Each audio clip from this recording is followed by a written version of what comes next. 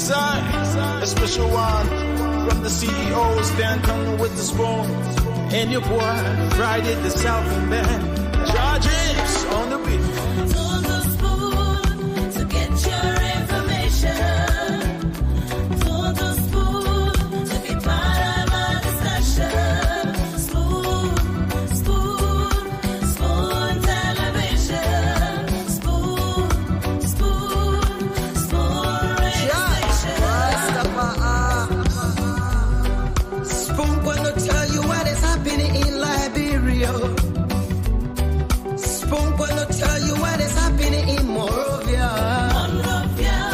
Spoon gonna tell you what is happening in Africa.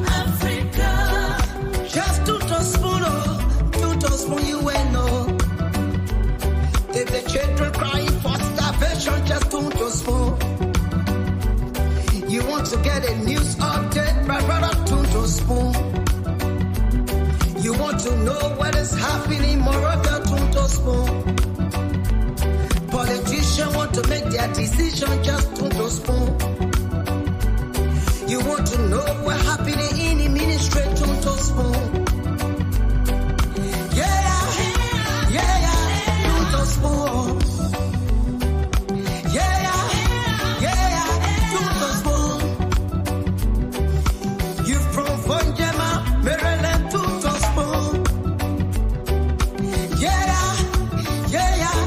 To spoon. If you eat kepa, gradually, my brother, to spoon. You got a spoon TV, you got a spoon radio, to spoon.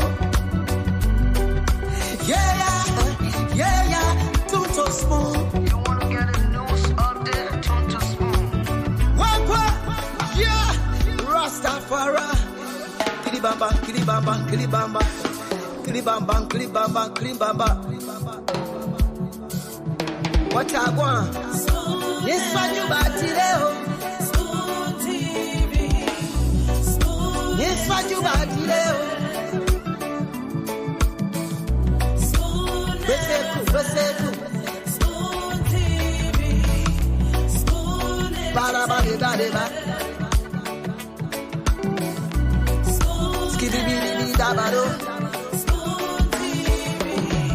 Spoon entertainment.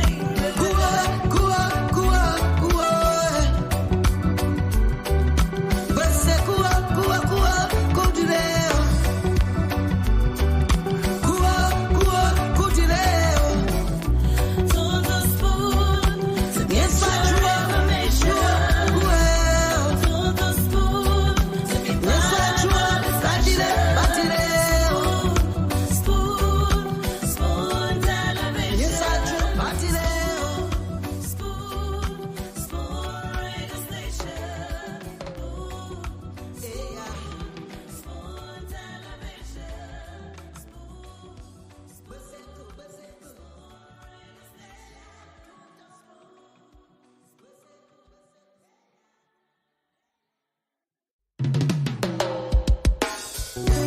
Yes, I, a special one from the CEO, stand coming with the spoon.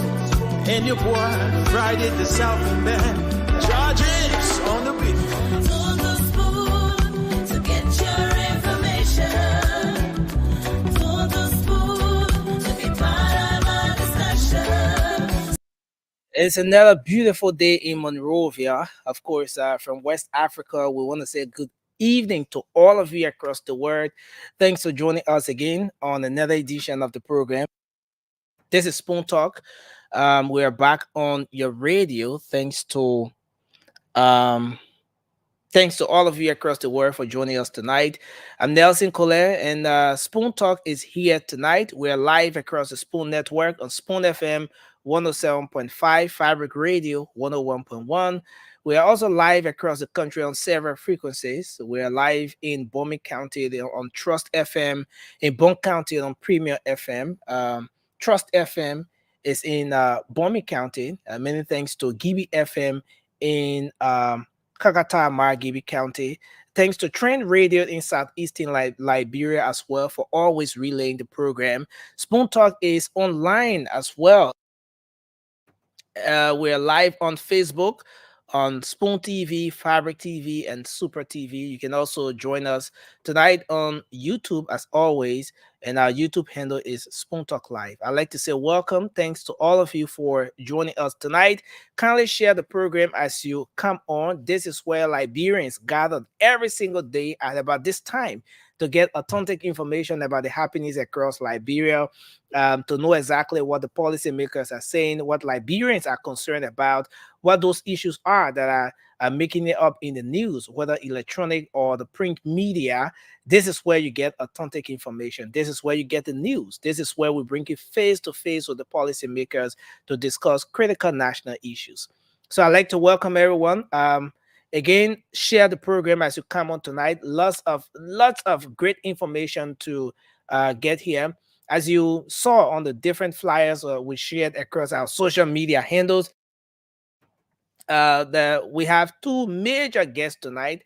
The first is Agriculture Minister Dr. Nuta will be our first guest tonight. You want to know everything that's happening within that sector, all of the updates. You have some questions as well you want to ask tonight. This is just the perfect opportunity when you will listen to the Agriculture Minister speak here tonight on some very important issues within the sector. Well, the suspended LDEA boss, Colonel A.B. Kromah, will be another guest here tonight on the Spoon Talk. And he has tons of information to release as well. Very important engagement coming up tonight. That's on the flip side of the Spoon Talk. So you can join us tonight. Again, share the program wherever you're joining us from, especially for those of you across the social media. Let's have a great conversation tonight. The CEO and the rest of the team will come on shortly. But while we are with them, let me go across the country or across the world and get to hear what your concerns are, what those issues are that you want to talk about tonight. I'm going to make the numbers available so you can call in. Tell us what's on your mind. What is it you want to talk about? Is it about the health sector? Is it about the educational sector of the country? Is it about sanitation? Is it about sea erosion? Is it about the economic issues across the country? Is it religious, social, political issue? Just whatever it is that is of concern to you, you have the opportunity, as always, to call in on this segment of the program to express yourselves on those different issues. While we're doing that, just a brief one with respect to the updates. The president is back in the country. A lot of you followed the last edition of the program. That's 101 with the CEO, when we briefly shared the screen when the president was making his presentation, a brief comment at an intercessory or a Thanksgiving service held at the president's residence. And he spoke on a lot of issues, the gains, the progress made so far, what Liberians should look up for following his recent trip at the UNGA, how he was able to make the case for Liberia, talking about his advocacy for the many kids that are in the streets of the country, selling, some of whom do not have parents or guardians, people to take them through, and they're left with no option but to sell in the streets of Monrovia. He spoke of how he made the case for Liberia, and that subsequently there will be some engagement, lots of programs to help with that issue. He spoke about Liberia's position, or Liberia's bid for a seat as a non-permanent member at the UNGA, and all of those issues you heard the president talk about. He emphasized or re-emphasized his quest to see a better Liberia, that in spite of what the challenges are, Liberia as a country can only make progress when Liberians come together, working collaboratively to see a better Liberia, taking seriously every single task, every little responsibility you're given, performing that role very well to ensure the progress of the country. So yes, once the CEO and the rest of the team come on, they're going to make some analysis around that, and lots of very important information coming up here tonight as well. But let's go to the phone lines and hear you talk tonight. Let's hear what's on your mind. Let's hear what it is you want to talk about, whether educational issue, health, the political issues, the economic situation in the country.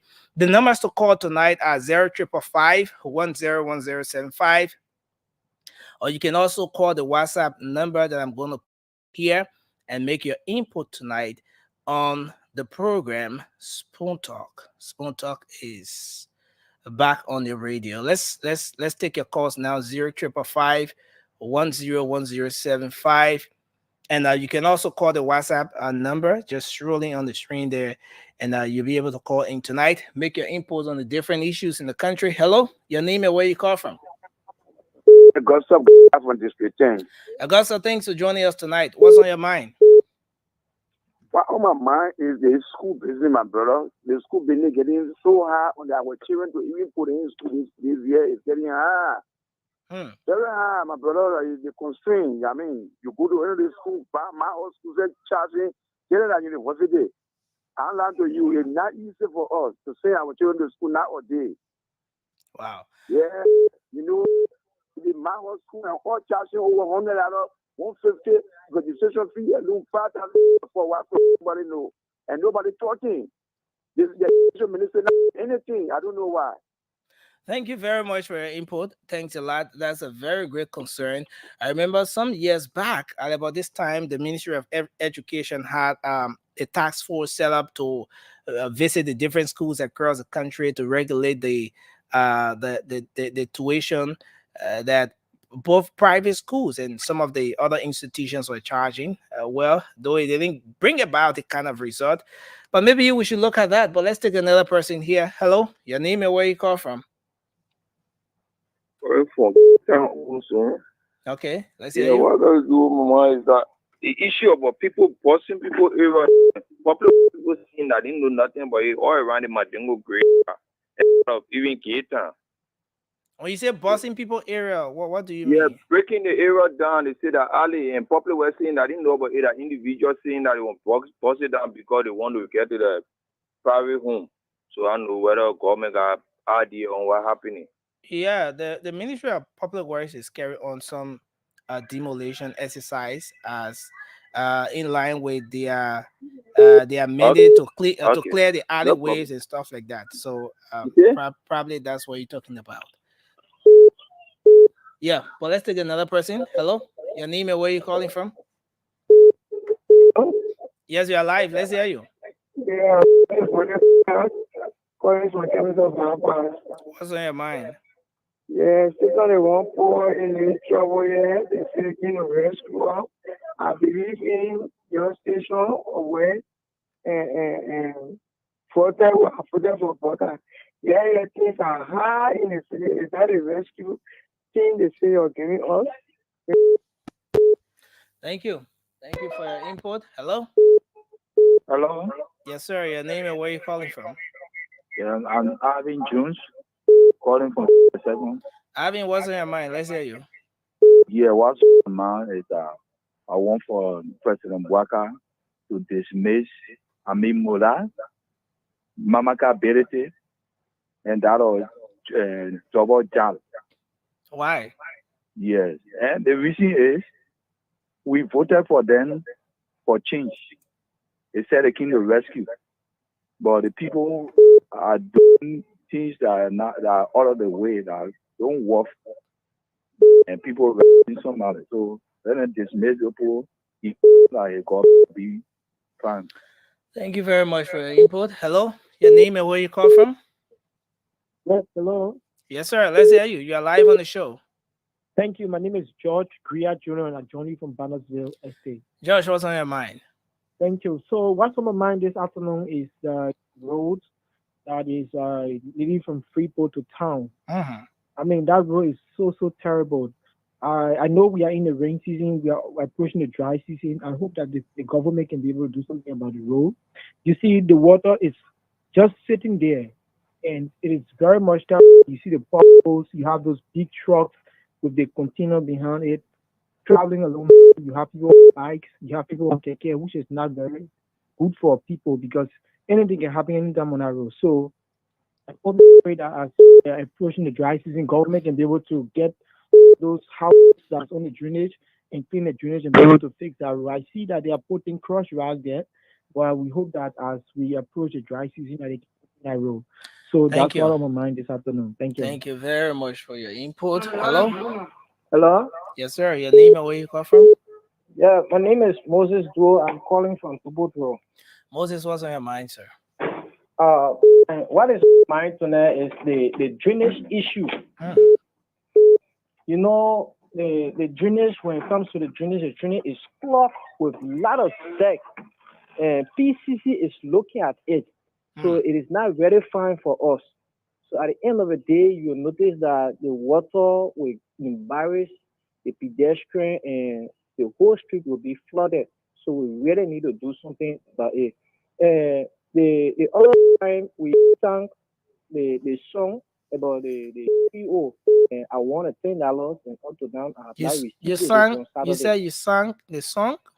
Yeah, I said this one Saturday I won $10 and I have not received it Oh, up this to on now. Saturday. Okay, so we'll check it up. Yeah, Okay, we'll check thank it up. you. I don't know who was. Okay, but we'll check it up. Thank you. Hello. Your name and where you calling from? Hello. Yes, sir. Your name and where you call from. Let's hear you. Yeah, Jones video calling from Central Tupolo. Yes, sir. What's on your mind? Yeah, what on my mind for this TV, I appealing to the CEO and listen and start to read find your chat room. Because people leaking too much of shit on that chat room and putting it into different chat room. He said you Thank should you. you should read. No, please come again. You should read what from You which should chapter? read from your chat room.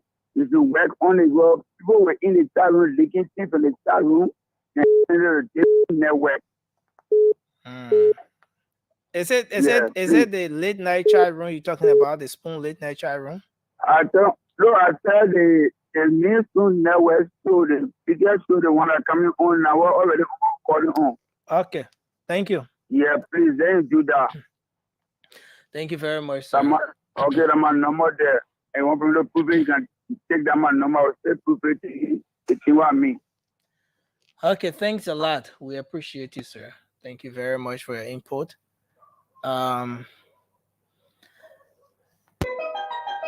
So we'll take more calls. CEO, welcome, sir.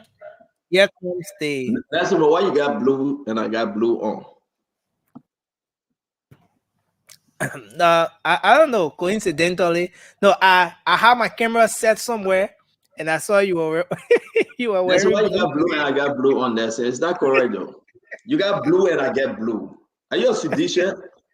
Because only No. seditious can wear blue. Oh, so so it means you wore your blue first.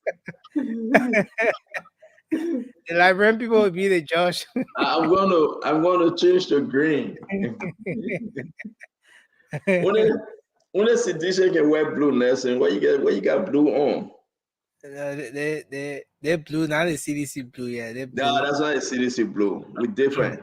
Yeah, that's Yeah. small. How you doing? Yeah, that's small. You gotta text me or I won't come and say hi to you, but I don't even know where you at now. So welcome to the show, Yata.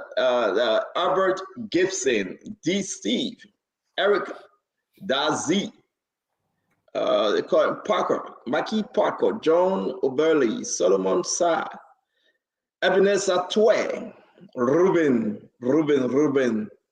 Abraham Amarat Donon.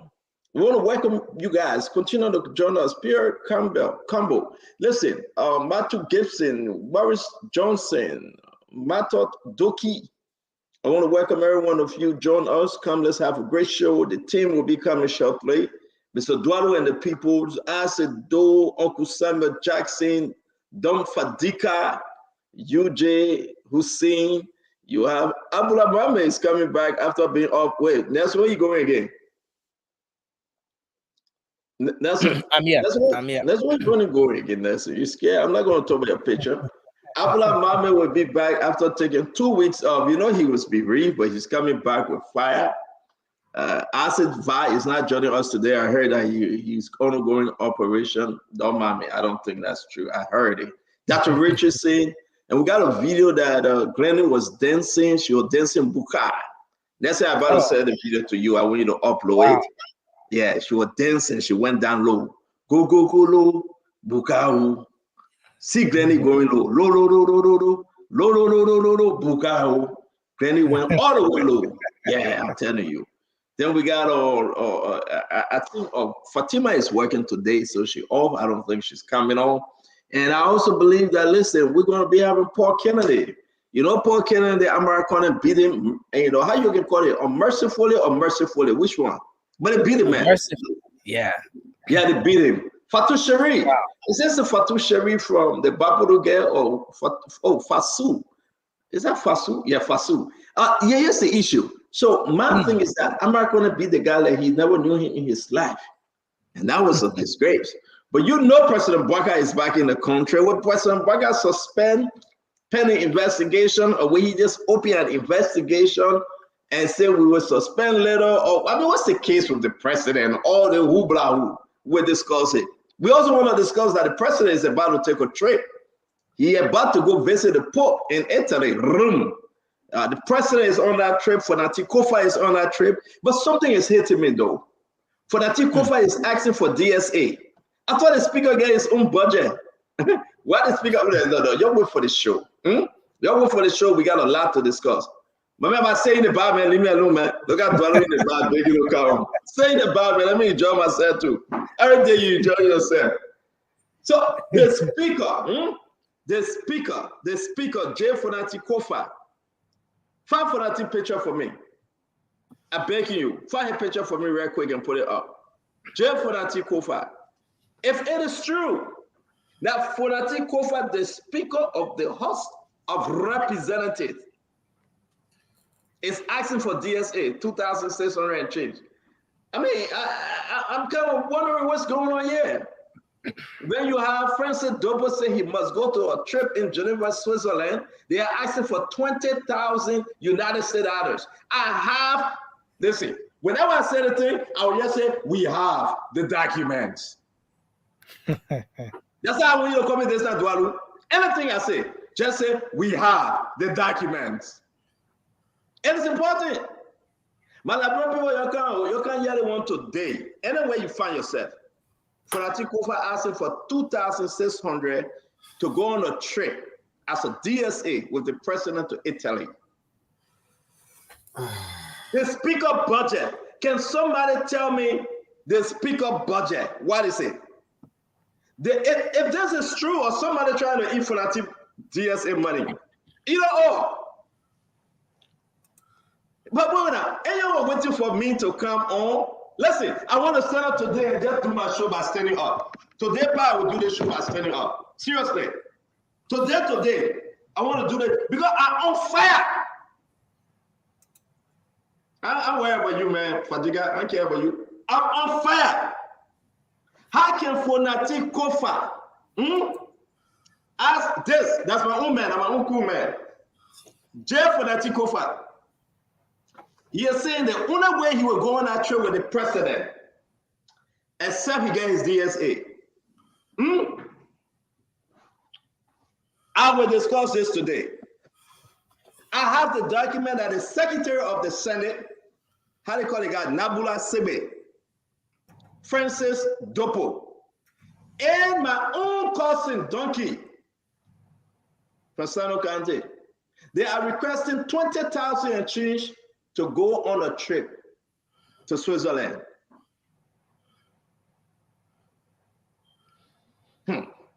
No, and you know, the whole DSA thing, it looked like Dwalu, Fadiga, and know that how people can make their own money, but I don't think that half of that team making their own money though. But you know, take for that picture down. I will hold all my evidence till we go to trial. Can the show stop? I will not say fine, because you know what? You don't even want to share the show. You won't be selfish. I'm not giving y'all nothing today. That Dwalu and toy about and Fadiga toy about how you guys save with virus. Y'all go ahead. I'm not giving y'all anything till y'all share the show. If y'all want to hear it, you got to share the show. We had a great show yesterday with the CSA boss. And today I can tell you that Josiah Joka, he was at the Liberia small arm today because I asked him the question, why are you firing people? He said, oh, I didn't. You got a brother there, you got a family there. He said, but he was there today at the Liberia small arm. We can confirm that. He was there today. No, but I'm not saying anything. Nobody will allow me. Listen. I will not say fine. Let me tell the show. Y'all can say that y'all don't want to enjoy the story, y'all don't want to share. You gotta share the show. Y'all gotta go on your Facebook. Fadiga, you gotta share the show. Duadu, you gotta share the show. Everybody rushing now. If you don't share the show, I get important information. The president trip to Italy. The first lady is going on the trip. Fonati Kofa is going on that trip. How you call it? And guess what happened? The Liberia national team should be departing today or tomorrow to play the game Equatorial Guinea, home and away. They received $400 and something thousand. And you know who on that trip that receiving DSA? I have to break this news. Duadu, if you travel 3 or 4 times 2,800, 2,600, you know how much is it in the whole month time? Besides your other working? But we have Alexander Nuta, the agriculture minister, we have him, he's coming on. We have Abraham, they call him A.B. Kerman. They suspended DEA boss, he's coming on. As you can see, they got something flying around and say they asked the man for $375,000. They called one of the men to turn it back because he illegally took the people money. The man come to explain. He will be on the show to explain. So, Mr. Duadu, welcome, folks. We will be bringing Alexander Nuta. Anybody come first, they would have the 30 minutes first. And I want to ask you, will JMB reshuffle, will JMB suspend the issue of a JMB? Ruth Pade, Richard Gbala, Fode Sayon, Joseph Gafuan. Joseph, where your brother?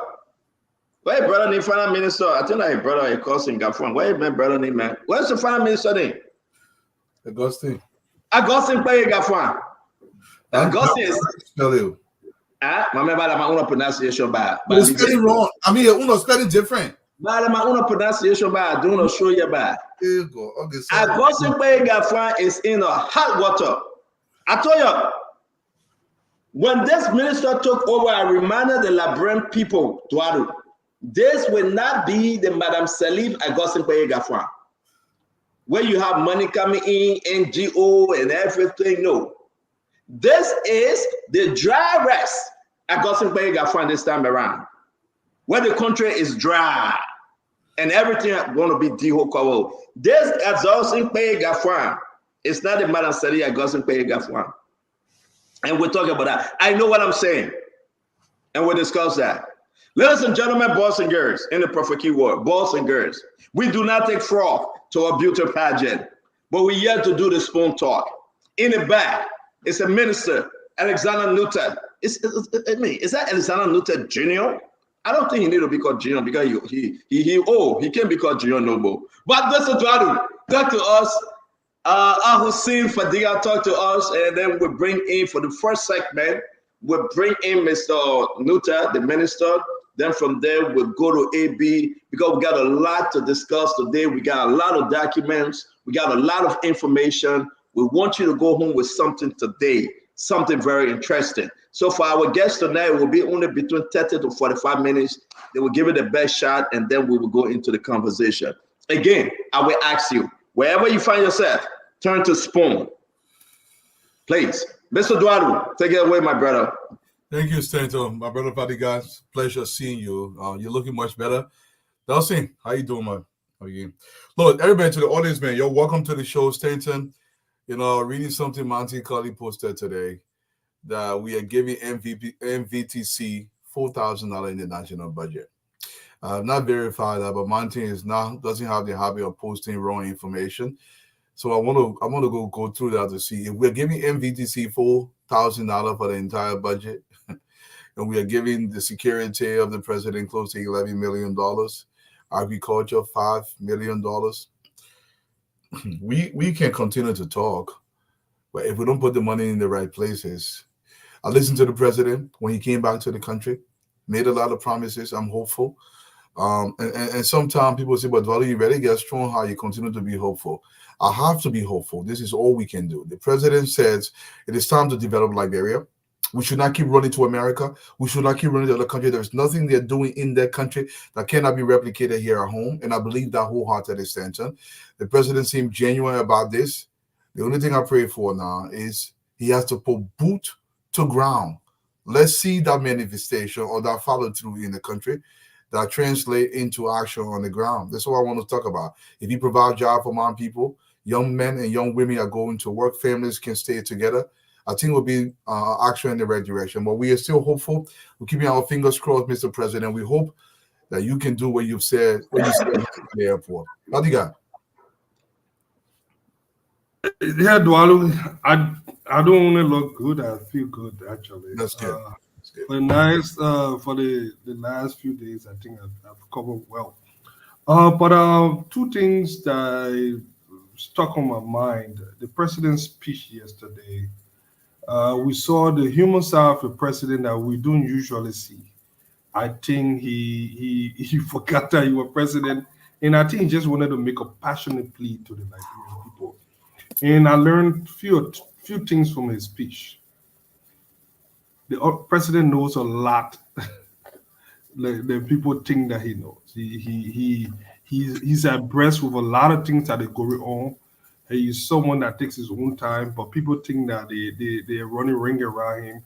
But the president, I think it comes with wisdom and experience. But yesterday, the president was able to speak to the heart of the nation. He was able to talk about things that we talk about when we sit around the table. It shows that he understands the people's plight. It shows that he's on track to find a solution. It may not be as swift as some of us wanted, but at least we know that our president knows what we are going through. He's not disconnected. He's from the reality.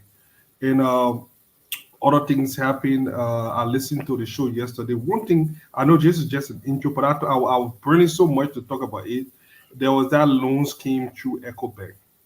I think Stanton tried to compare it to payday loan. Yeah, I'm like, no, payday loan charge 300% to 400% interest rate. Those are not loan, those are killing. That how much payday loan charge in America and other places. This, I don't know how CSA or whatever were able to do it. I know I've heard on the radio EcoBank them making this announcement about the account. But 3% in Liberia, that is the least in I've seen around here. It's 25% in a very short time. 3% on a payday loan. I think people should wait. I'm all for waiting for all and getting all my pay check. I don't even want to get anybody 1%. But I thought that was very generous. Let me interrupt you. So you brought about the yesterday conversation. I don't want to talk about it anyway because we get a guest in the back. That's okay. Yeah, but we'll have it later. Yeah. We got Mr. Nuttall, Alexander Nuttall, the Minister of Agriculture. He's coming on the show, folks. I want to say welcome to the show again. It's good to have you. Please share the program. We will take this time to bring in our first guest for tonight, Mr. Alexander Nuttall. It's good to see you, Mr. Minister. It's very, very good to see you. Thank you for joining Spoon tonight. I think you're having some adjustment issue with your computer or your cell phone, whatever way you come in. Is there any way you can make some adjustment? If you can you hear us?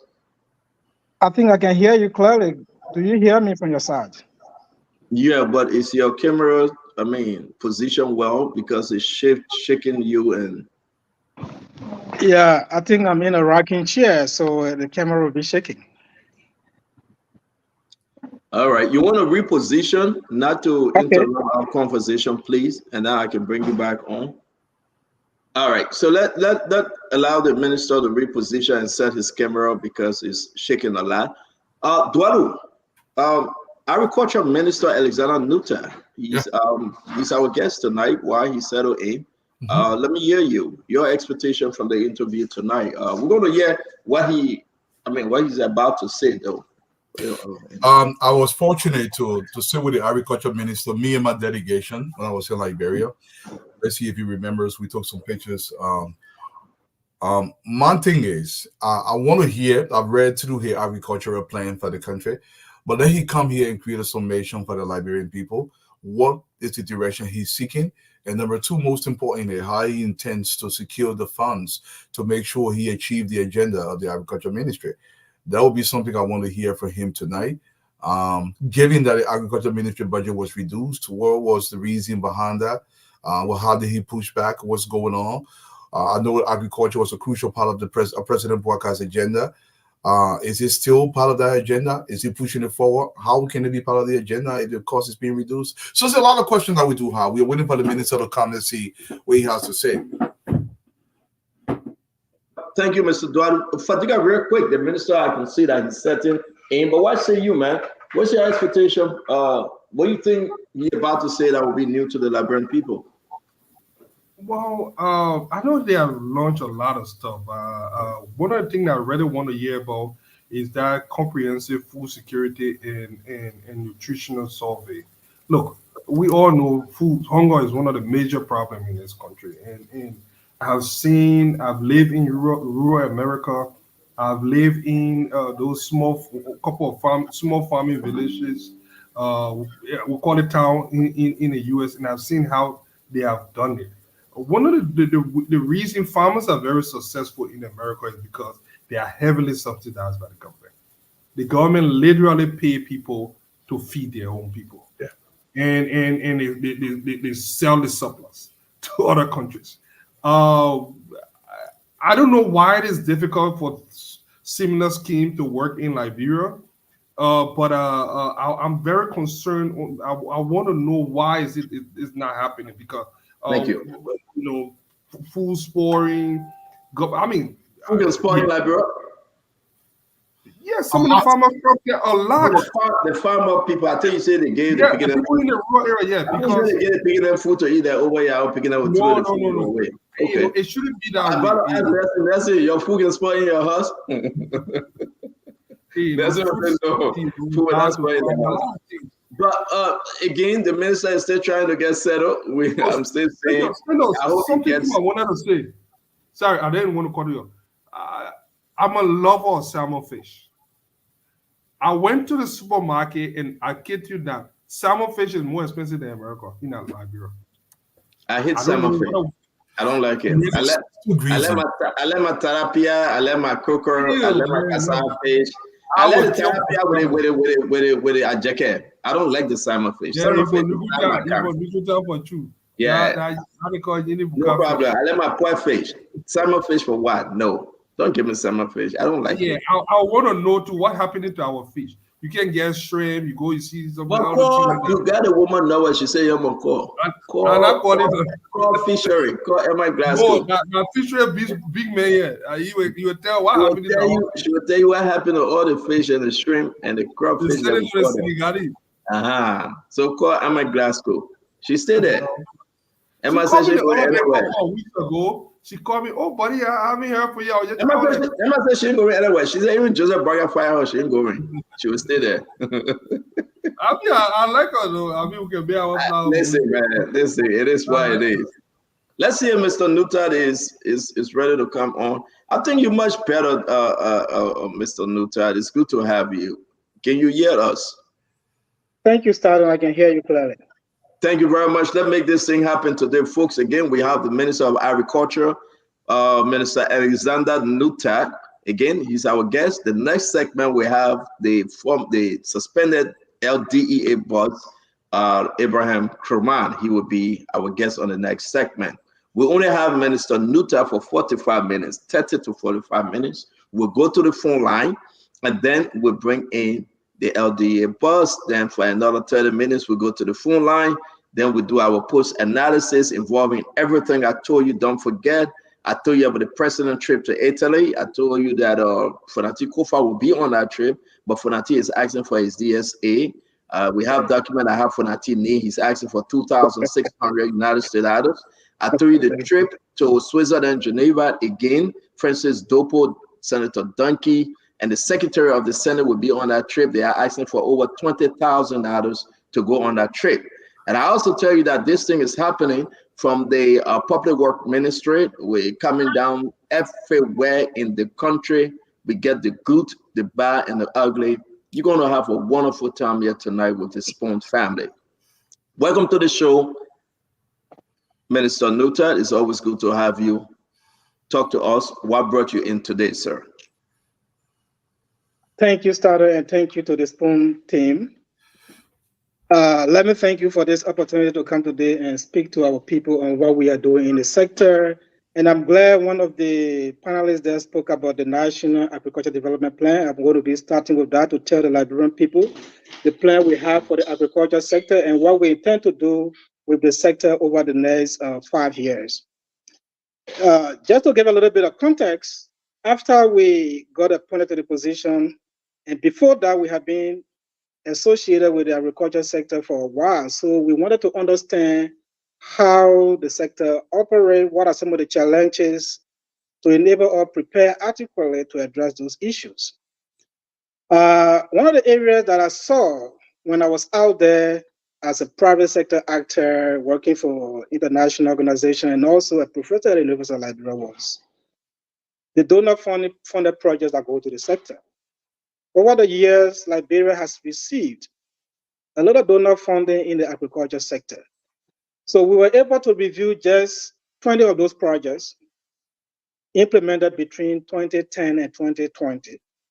And those 20 projects that we reviewed, they added up to $685.19 million and 29.5 million euros. Those were the amounts that we saw, just 10 projects implemented through donor funding in the sector. But even though these projects were implemented, we thought that they have not made the impact that they were required to have made on the Liberian economy. Based on that, in our own judgment, we felt maybe it was because we did not have a clearly defined path where we would have loved to take agriculture. So when we were appointed by the president and confirmed by the Senate, along with my team at the Ministry of Agriculture, we thought the first path was to have a clearly defined roadmap that would direct our activities in the sector for the next 5 to 6 years.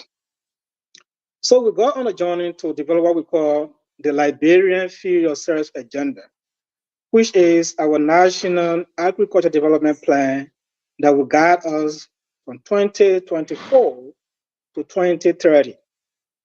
In that plan, we look at 19 different value chains that will cover food crops, tree crops, fruit crops, livestock.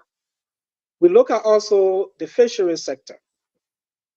For the food crops, we all know that Liberia or Liberians eat rice 24/7. As the president can say, we don't eat too much rice, but we eat rice 7 times a week, 24 hours a day. We have rice for our breakfast, we have rice for lunch, we have rice for dinner.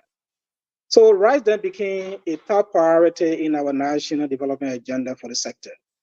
And it will interest you to know, even though Liberians depend on rice as the staple food, Liberia still imports about 70% of the rice we eat, which makes it a burden on not just our fiscal, our foreign exchange position, but also that contributes to poverty, because if you're spending all that you earn on the food that you eat that is produced by another country, it means you are actually transferring wealth from your country to the other country.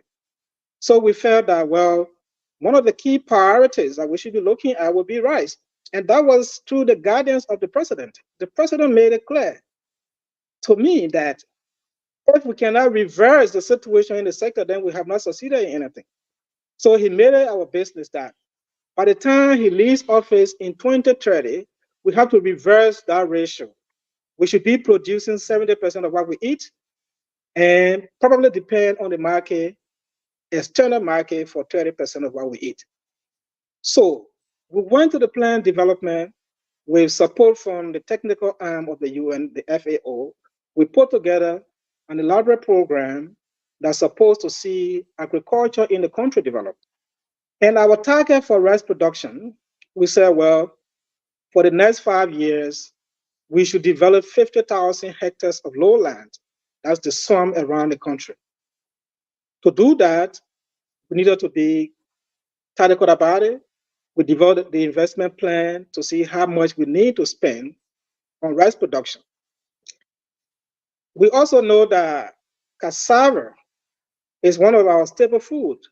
But this time around, we are not just looking at cassava for food crop, for eating. We want to use cassava as a source of income generation for our people. So cassava came heavily in there. We decided to have cassava. We want to make sure that over the next 5 years, we will grow cassava on about 20,000 hectares of secondary forest land. But it's not going to be done as it's done in the past, where the smallholders are given cassava cutting. You say, go and grow cassava. We said, no, we won't do it that way. We will make sure we organize these farmers into smaller group production units in the form of cooperatives. We take 25 farmers, we put them 100 acres of land, and the government invests into the development of that land to have these farmers producing there continuously. So we have targeted for the next 5 years to do around 20,000 hectares for cassava production. Besides cassava, we know that poultry feed, a greater ingredient in the poultry industry is corn in the production of the feed. But in Liberia, you will not see large-scale production of maize across the country or corn. People who grow corn, they grow it just for roadside or home consumption. So in our plan, we have targeted developing around 20,000 hectares again for maize production. Besides the three commodities that are associated with food security, we thought to also do a lot of vegetable so that our school-going children in the homegrown school feeding program or even the homes in the urban area can have sufficient vegetable. Because if you went through the streets of Monrovia, you will see that some of the vegetable you found there will be coming from our neighboring countries. So the president in a vision, as we have conversation along the way, he thought that we should make it as our priority to also expand production of vegetables. So under the food crop pillar in our national development plan, we are focusing hard on rice, cassava, maize, and vegetable in order to improve our food and nutrition security situation in the country. Besides these food crops, we also targeted doing some tree crops. We know traditionally Liberia depends on just the exportation of rubber. And in the past, we just done exporting the unprocessed rubber to other countries. But now, we wanted to see how we can diversify our export potential. In fact, in the old days, in the 80s and in the 90s, in the earlier 80s up to the 90s before the war, Liberia was one of the major exporters of cocoa, coffee. In fact, Liberia has a unique variety of coffee called Coffee Liberica. And Coffee Liberica was a unique brand associated with Liberia. So what did we say? Okay, because coffee is a crop that does well in Liberia, we want to make sure our farmers get back to coffee production. So we want to scale up coffee production across the country. We want to do the same thing with cocoa.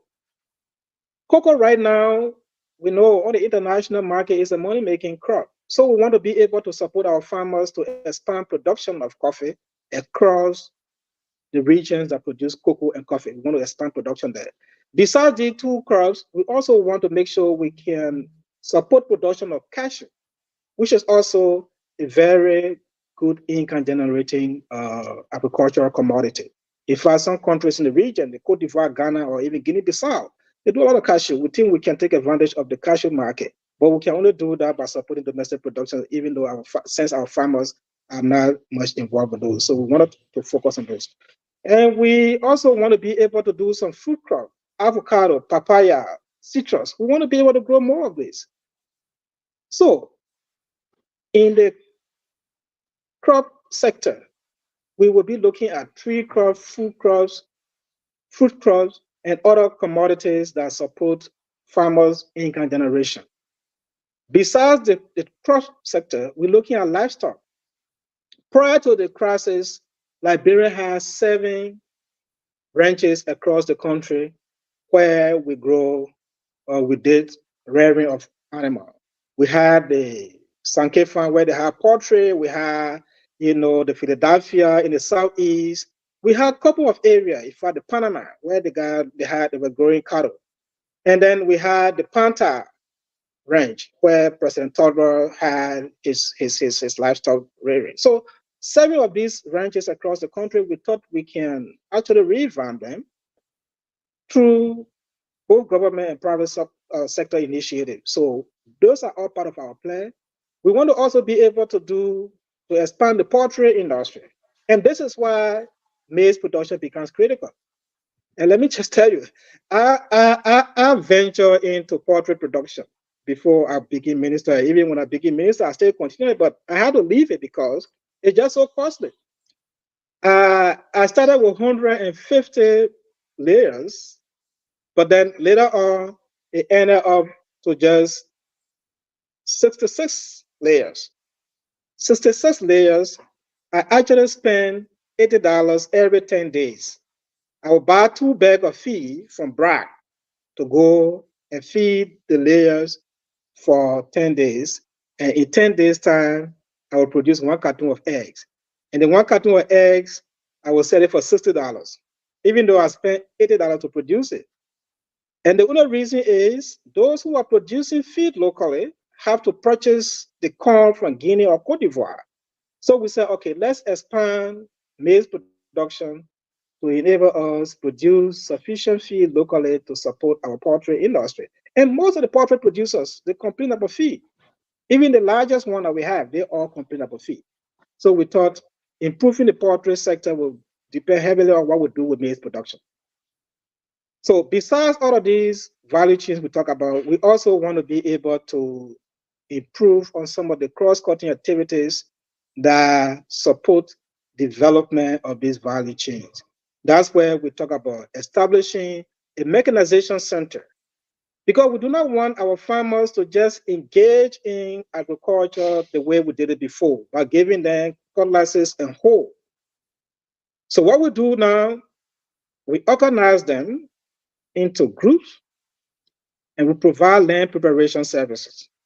But that support will be provided for 1 year. And the following year, they have to hire the services of missionaries to do their job. That's where we say, okay, to support development of these value chains, we need to establish a mechanization or mechanization centers across the country. We sat and talked about it along with my team. We agreed that we should start the process. So we solicited assistance from the Chinese through the embassy here. We applied to have them establish mechanization centers in the 15 counties. We wanted 18 of those. We wanted to have 2 in Bong, 2 in Nima, 2 in Lofa. But after we had a conversation, they said, well, they can do 8 out of the 18 we requested. So if you all follow the president's speech when he came from China doing the FOCA, the president of China actually spoke about providing machinery that will support development of our agriculture sector. So those 8 mechanization centers that they talk about, they will provide us the equipment so that we establish those centers for our farmers to go there and hire the services of machines for land preparation and other activities in the sector. So by the grace of God, we should be able to have 8 centers, 2 in Bong, 2 in Lofa, 2 in Nima, 1 in Maserado, 1 in Margibi County. At least that's the initial efforts that we expect to see happen. Besides that, we also want to build the technical capacity of the ministry. When we go to the Ministry of Agriculture, we realize that the technical capacity of the ministry, especially the Department of Extension, that is supposed to be providing extension advisory services to our farmers, was weak. So what we said was, after the assessment, there's supposed to be 100 district agriculture officers across the country, 100 of them. But what we realized from the assessment was there are 47 district agriculture officers on the payroll. Out of the 47 district agriculture officers, 22 of them were old and ready for retirement. So we had just 25 district agriculture officers across the country, even though we need 100 of them. All right. Besides that, sorry to interrupt you, Minister. We given the time, we know that you lay out all this good thing. We want to jump into this with questions, allow us to understand you better by asking you some questions, and your ideas, your initiative, and your program seem to be so unique as you explain. But let's just get into it, and then allow the folks that listen to us to be part of this program to ask you some question. Likewise, the people, the Liberian people that brought you here to say, please take care of our agriculture ministry, that you can answer some of the question. It's good having you, Minister Nuttah, but again, we're going to do the round table. I wrote a lot of stuff down. I want to understand better, so please allow us. Welcome to the show, Dr. Richard said, Mr. Duadu, Al-Hussein, Eugene Fadika, and Uncle Sam. We will start on this level. Our next segment would be A.B. Kroman. We'll be listening to him, the suspended LDEA bus. Then from there, we'll do the post-analysis, and then we'll hear from you. So wherever you're joining us, please share the show. We have Minister Alexander Nuttah, and want to know more about our agriculture sector. Mr. Minister, let me ask my first two questions.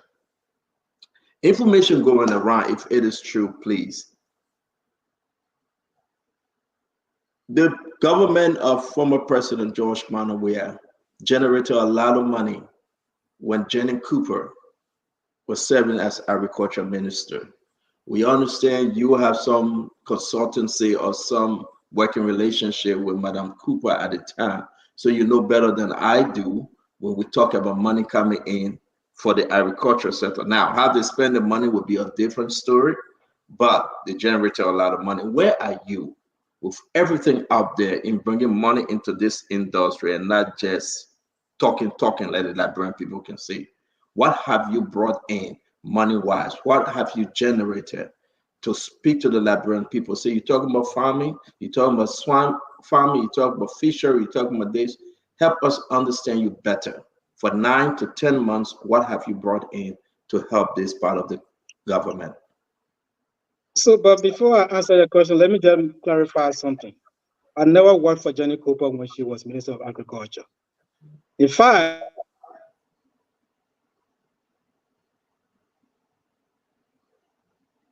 we can hear you, sir. Go ahead. Sorry, Minister, I did a consultancy for the World Bank. Minister, can you start over? Can you answer the, please, can you clarify over? We didn't hear you. You went off a bit.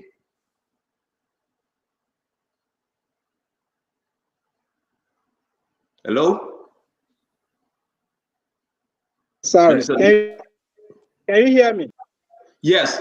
Okay. Oh boy, he gone. Can you hear me? Hello. All right. So I understand. Maybe calls are coming in. Can you hear me? We can hear you now. Can you hear us? Yes, I can hear you.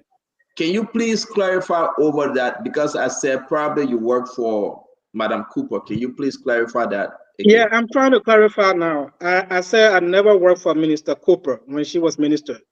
She never gave me contract. In fact, at the time Minister Cooper was minister, I actually applied for a consultancy. In fact, the World Bank gave me a consultancy to do for them, and I was supposed to be working with the ministry. Minister Cooper actually said she didn't want me. And the World Bank had to insist that I do the job because I was a man qualified to do the job. At that time, I was in Uganda when the World Bank office contacted me through WFP to come and do the piece of job. So she said she was not working with me. She didn't want to. I got a consultancy from ECOWAS to do a policy for the Ministry of Agriculture, and I did it. So I didn't work for Minister Jenny Cooper as a consultant. No, I didn't do that. But back to your question. No, so let's just get something straight. Are you a doctor? Because I hear people calling you doctor. You're a doctor, right? Stanton, I'm doctor degree holder in agriculture economics, Dr. Nuta. Thank you, because I want to be fair with the show, Dr. Nuta. So let's just go into it. And thank you for making this clarity. Everywhere you turn, they say, "Oh, you work at the agricultural ministry somewhere, somehow." But now you are saying you work as a consultant with ECOWAS through the agricultural ministry and not directly with the agricultural ministry? Correct. And the World Bank also as a consultant. Thank you very much. My last job with the World Bank was to develop the food security crisis preparedness plan for Liberia. And the Ministry of Agriculture was the institution I was supposed to be working with. When I got that consultancy, Minister Jenny Cooper refused to have me, and the World Bank insisted, and they had me there as a consultant. That's what happened. Okay, thank you for clarifying that. Let's come to the main question that I asked you now. What have you brought in? What is coming in for the ministry right now as a kickstart, as a jumpstart? Then we come to everything you just explained. Position your ministry. Is there any revenue coming in? Any grant, any loan, any donation? Can you help to encourage the agricultural folks that are out there, sir?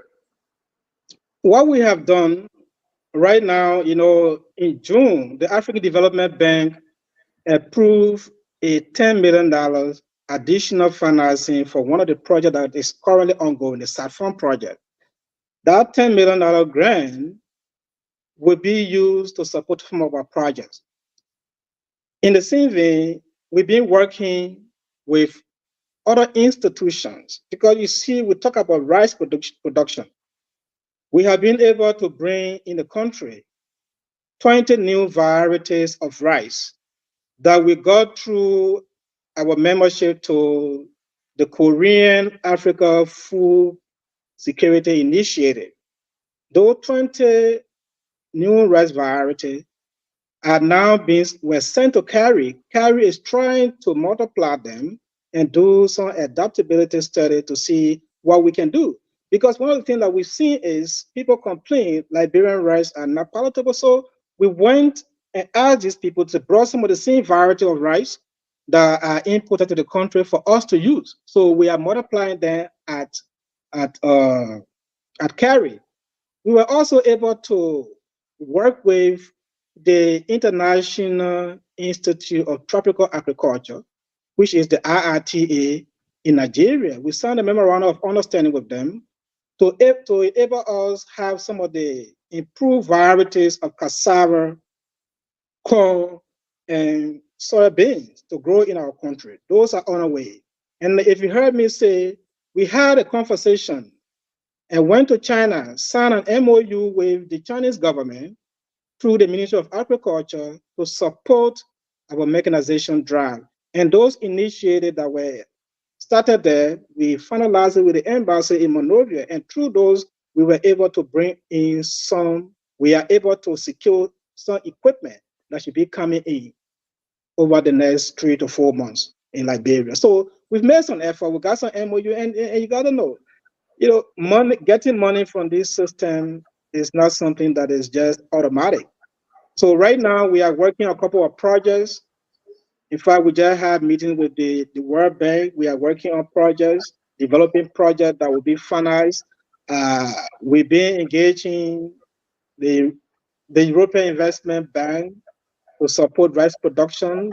There is a project that we've been working on. It's only that we have to agree on the details so that it can be done the way it can be done to have the maximum impact on our rice sector. That's it. So we're making some efforts. Thank you. Because again, I got to just keep on reminding us, we got about another 25 minutes to spend. By 5:30, 9:30 Liberian time, we will be finishing up with the minister. So we're squeezing one question fast. If we get time, we'll come to the second question. Mr. Minister, thank you. I'm going to ask you just one question because the rest of the team got to come on. But just as a reminder, you said that so far only $10 million grant you have gotten, right? Nothing else? I'm talking about grant. I'm talking about money, not equipment. Only $10 million right now? We got $10 million from the African Development Bank. So that's it, nothing else for 9 months. Additional financing. No, that's a physical, something that we know we had. Others are still on a negotiation. These things take processes. We have to go through some of these projects. And one thing we've already also got, the Star P project, we got additional financing through from IFAD. I didn't forget that. IFAD is going to be bringing on board $28 million. But that financing will come on board after June of next year, when the current Star P, the World Bank financing. IFA, help us understand. IFA is the International Fund for Agricultural Development. Okay. IFA. But it's not there yet. We're talking about next year, 28 million coming in next year. Yeah, next year, not this year. Okay. It's not there yet. But I just want to make that clear. Thank you, Mr. Duadu. Your one question. If we have time, we'll come back again. Let's be quick and let's get the best out of the minister today. Mr. Duadu, please. Mr. Minister, thank you so much, sir, for coming. It was a pleasure meeting you at your office. You probably don't remember me and my delegation came over. But let me ask you, I'm going through your agricultural plan. You plan to clear about 50,000 hectares of land in the country. The agriculture budget was reduced from around 5.7 million to about 3.7 million. Just to clear 1 hectare of land, it takes around $1,000 to $5,000 just to clear 1 hectare of land. So if you're clearing 50,000 hectares of land, we're talking around $25 million. How can you do such a feat in that budget? That's a brilliant question. For the REST development plan, if you look in there, we have we plan to spend about $178 million for the REST value chain over the next 5 years.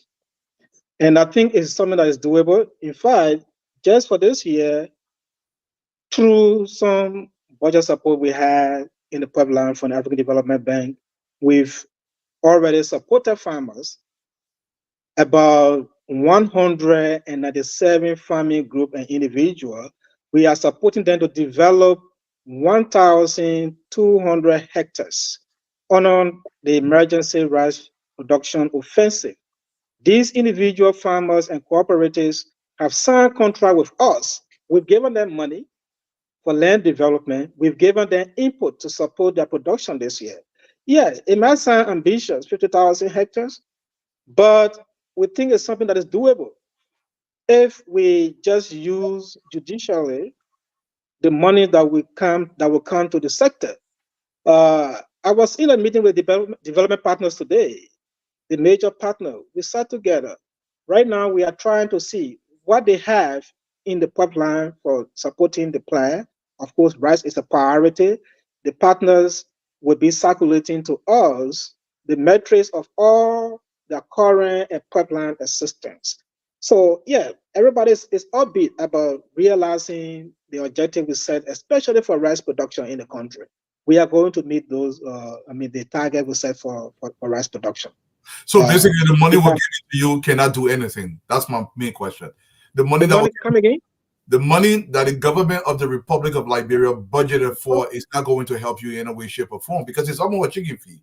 You can bear this farming. Yeah, we were disappointed with what we received, but you see what the budget that we received is something that we acquired from the previous administration. We came and met this, and then the legislature, when we came, what we saw was around $2.7 million as the budget for the Ministry of Agriculture. And then when the legislature went back, they felt that agriculture was important. Even though there was 3 on the budget, they thought to find $3 million to add to our budget to make it $5.7 million. But it became evident that the money would not be generated. So when they did the recast, that money went down to $3.7 million. So it is not that the government is not prioritizing. In fact, right now, I can tell you, I am the first minister who has submitted his budget for fiscal year 2025. We've made our budget for the year, and fortunately, I think the current Minister of Finance is very empathetic to the cause of the ministry, and he knows agriculture is the first in the arrest agenda and is critical because it responds to the needs of our people. So he has given us an assurance that he's going to make sure that agriculture is supported. We have not just stopped there. We have written letters to all of the lawmakers our 73 representatives, the 30 senators, the office of the vice president, the office of the Senate pro tem, the office of the speaker, we've all written them expressing the need for them to support agriculture. Those letters that we wrote them were all accompanied by copies of the National Agriculture Development Plan and our outlook for the budgetary support that we need for the sector for the next year. So they all have that. I'm sure they will use that wisdom to support agriculture on this coming budgetary year. I can assure you that agriculture budget the next fiscal year will be quite different, and it will surprise every Liberian that the government will be able to provide the support that it needs to provide for agriculture sector. Thank you very much. Thank you very much. Let me bring in Fadiga. Your one question for this round, please. Well, I wish we had more time, but I'll find time to meet you, Dr. Nuttah. I got some issues that I really want to share with you. But two things. You started on two great initiatives. One I would call the ERPO, what is that? The Emergency Rise something, and then Production Offensive, and then is SATFOM program. Those are two great programs.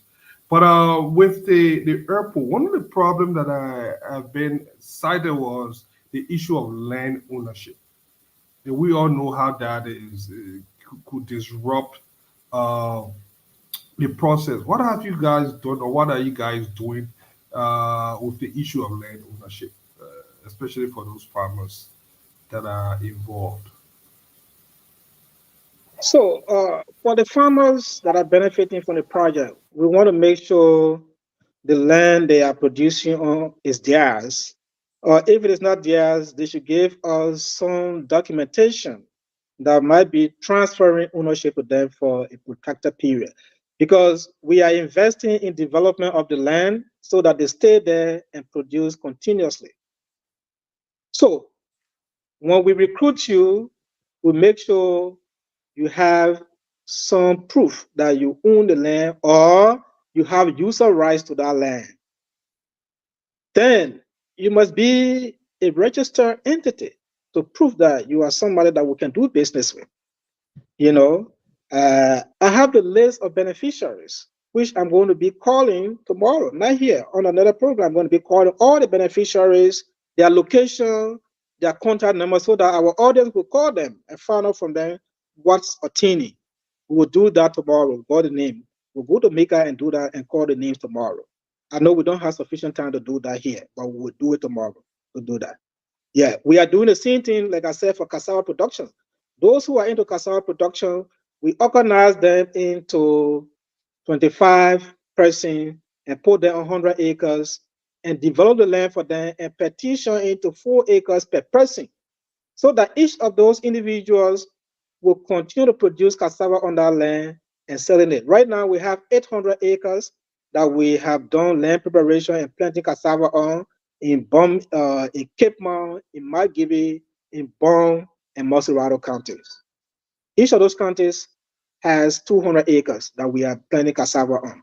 And we have already secured an investor who's going to be building a starch production factory in Whyalla, Margibi County, to be able to serve as off-taker for those who will be producing cassava.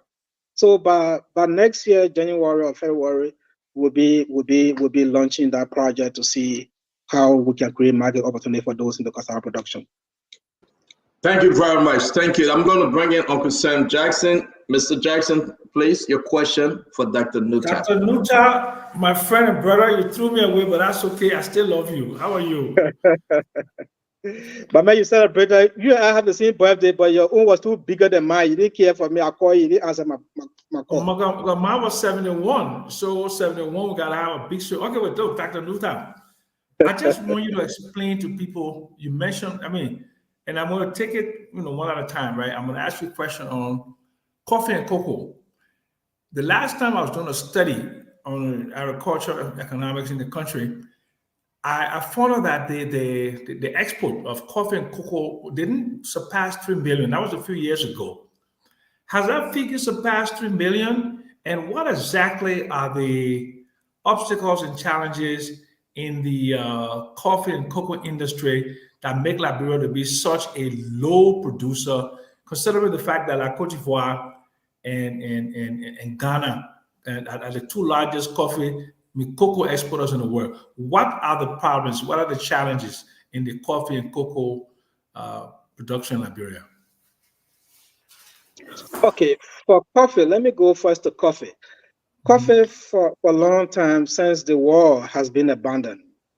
In fact, if you look at the figure last year, from what I got from LACRA, Liberia exported just 40 metric tons of coffee. 40. We exported a lot. I don't have the figure for cocoa, so I don't want to lie to the public. I can get that. But I can tell you that our production has been low because for most of the time, we have been using these low-yielding varieties of cocoa specifically. So the farmers' productivity have been low because the yield per acre has been lower. And also the duration of maturity of the cocoa that we've been having have been longer, 7 years. In Cote d'Ivoire, they had 3 years, about 18 to 36 months, you will start to harvest. The same thing in Ghana. So under the IFA project, new varieties of cocoa have been introduced that actually produce or start to yield in 3 years. I tried it myself, the one from Cote d'Ivoire. I planted cocoa, even though I didn't do well with it, 2001. But last year, the cocoa was already bearing, a small part of it. And the cocoa garden that IFA project sponsored to establish in Nimba, that cocoa garden is on about 17 hectares. That garden is now ready, but next year we will start producing improved seeds that will give our farmers, establishing cocoa nursery around the country to give people improved variety to grow cocoa. And that project has been supporting almost 10,000 farmers, and each of those farmers is growing cocoa on 1 hectare. So that's about 10,000 hectares. So in the next 1 to 2 years, you will see us improving our national cocoa output, and that will lead to income generation for some of our people. I took a tour of those major counties that grow cocoa. I went to Lofa, I went to Nimba, I went to Bong. I was impressed by some of the things that I saw, but we are still far away from reaching where we ought to be. But there are progress being made. Thank you very much. Thank you, Dr. Nuta. Paul Kennedy from Bapadu County. We are receiving information, maybe Paul can add this, that the elephant destroying the people, crops destroying the rice, destroying everything. And I hope you can add this to your answer. It's very bad. People sending me video right now. I'm uploading them. That the elephant and other wild animals over there, they are not helping the production. Paul Kennedy, talk to us. Your question, sir. Thank you. Good evening, Dr. Nuta. Good evening, Paul. It's great meeting you here again. We work on the pandemic fund in your office with from MPhil at the time. But my question is specific with your DEX review since you took office. You probably read about some of the strategies former President Tolbert used in diversifying farming and sectionalizing productivity across the country. Example with the BCA-DP, LCA-DP, and so forth.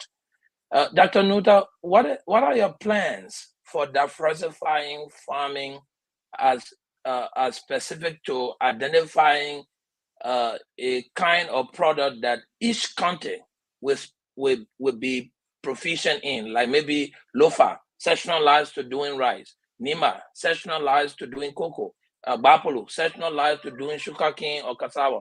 What are your plans for that, and how are smallholder farmers currently benefiting from some of your programs? Okay, thank you. You know, I think when I was on this platform the first time I was here, my man over there, my old man Sam Jackson, asked the question on whether we believe in concession or smallholder agriculture. I think he asked that question. I'm just trying to go to your last point on smallholders. We believe that the smallholder should be our target because wealth creation begins with the households. If the households are supported, they can generate income. That's why in the plan that we formulated, all of our activities are centered around smallholder farm development. Even though, large commercial farms will come in to build nuclear farm and transfer technology to the smallholder farmers. We have, if you hear what I said, currently on our red production project, we are dealing directly with smallholders. On the cassava project, we're dealing with smallholders, empowering them to be farmers that will use farming as source of income generation. But we are trying to link these smallholder farmers with major off-takers that will be able to create market for them. Because when we did some of the tours around, we realized that smallholders who are into production, some of them complain about access to market. Who buys what they produce? That's one of the issues we're trying to address. With respect to your question about what we are doing, we actually base this plan on comparative advantage, regional comparative advantage. I know very well that those of you from the Southeast on the platform here, I know you're not good at rice production. There's something that you are good at. You can do fishery in the Southeast. Some of them can do, maybe 3 crops. When I look at the whole Southeastern country, from the Southeast that the doctor's saying you guys are not good at producing your own food. I mean, I want the nation to hear this. He just said you guys are not good at producing your own food. Come on, guys. Who from the Southeast? So just me, probably. So it's me, yeah. Ava is part of that. Yeah, but no, you know what? River says,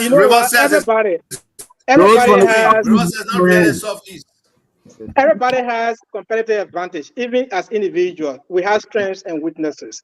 And in the agricultural sector, we have done assessment. We realized that if you were to do maybe coconut in Sino, Grand Cru, Maryland, and River Sets, they will be more interested in those because that's what they do naturally. So in our plan, if you look at the plan, we got coconut there. And the coconut that we want to do it for the 4 counties. If we have the money, I told the lawmakers, if they give us the money, we'll plant 2 million coconut trees in Sino, River, Grand Cru, River Sets, and Maryland County, the coastal county along the Southeast. We want to do those there because that's what competitively they are able to do. There are some of them who can do livestock. I was in Maryland. I saw that around the Harper-Plibo area, they got the big ranches there. And there's a specific breed of livestock that we have, the Muturu. It does well there. My plan is if we can have resources, we want to be able to support those producers over there who can get into livestock production as their own, way of life. I can be frank here. I went to the Southeast. I know in the past, we made a lot of investment in lowland development. We put in 5 big processing mills in the Southeast. We got one in Grand Cru, in Grand G that is not operational. We got one in River G that is not operational.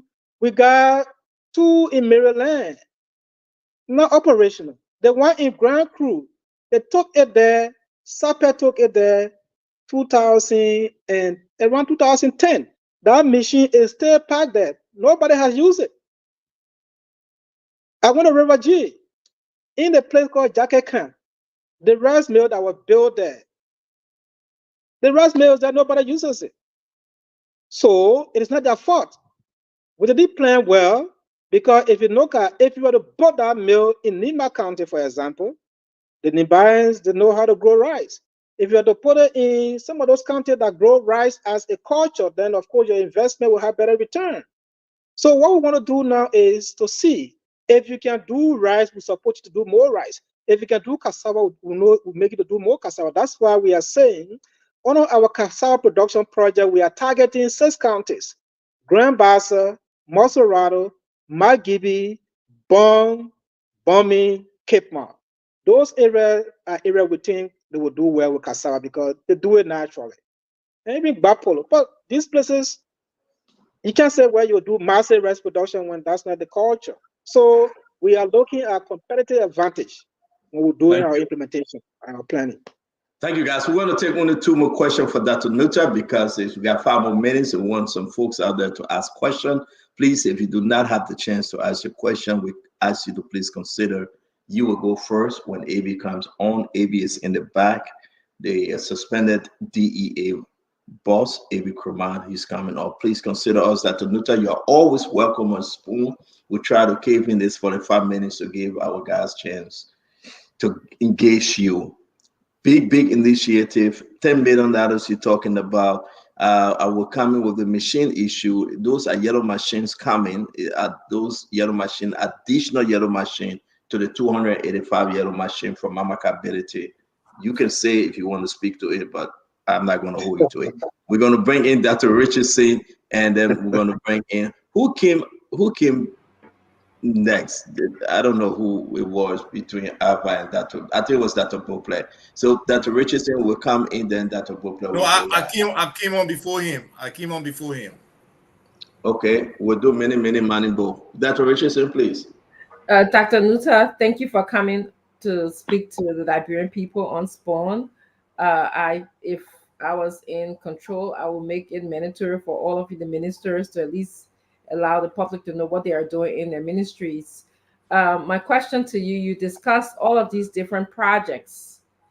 How are the Liberian people getting the information about how you are subsidizing these farms, how they can become a part of the subsidy process? How do they get this information? Or is it because we have a history of just selecting people that we know, our family people, or family members, or people that we know? So can you speak on that, please?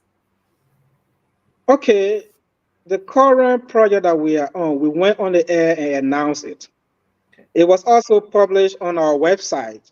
Those who were interested go and apply for it. The Para-Urban Project. We went on the radio. We gave numbers that you can call. Okay. If you wanted to benefit from it. And the farmers in the designated counties, they all got the news and applied through the county team, our county officers, the DAOs. They engaged them and they registered them. And they came. We met them. We discussed with them. We got all the information and signed contract with them. So it's not that there is no way I will sit here and say, well, or my team will say, well, we know 197 persons as friends that we just pick and give them stuff. No. They went through processes to qualify for what they have. It was not just done selectively because I know you know. Okay, thank you. Mm-hmm.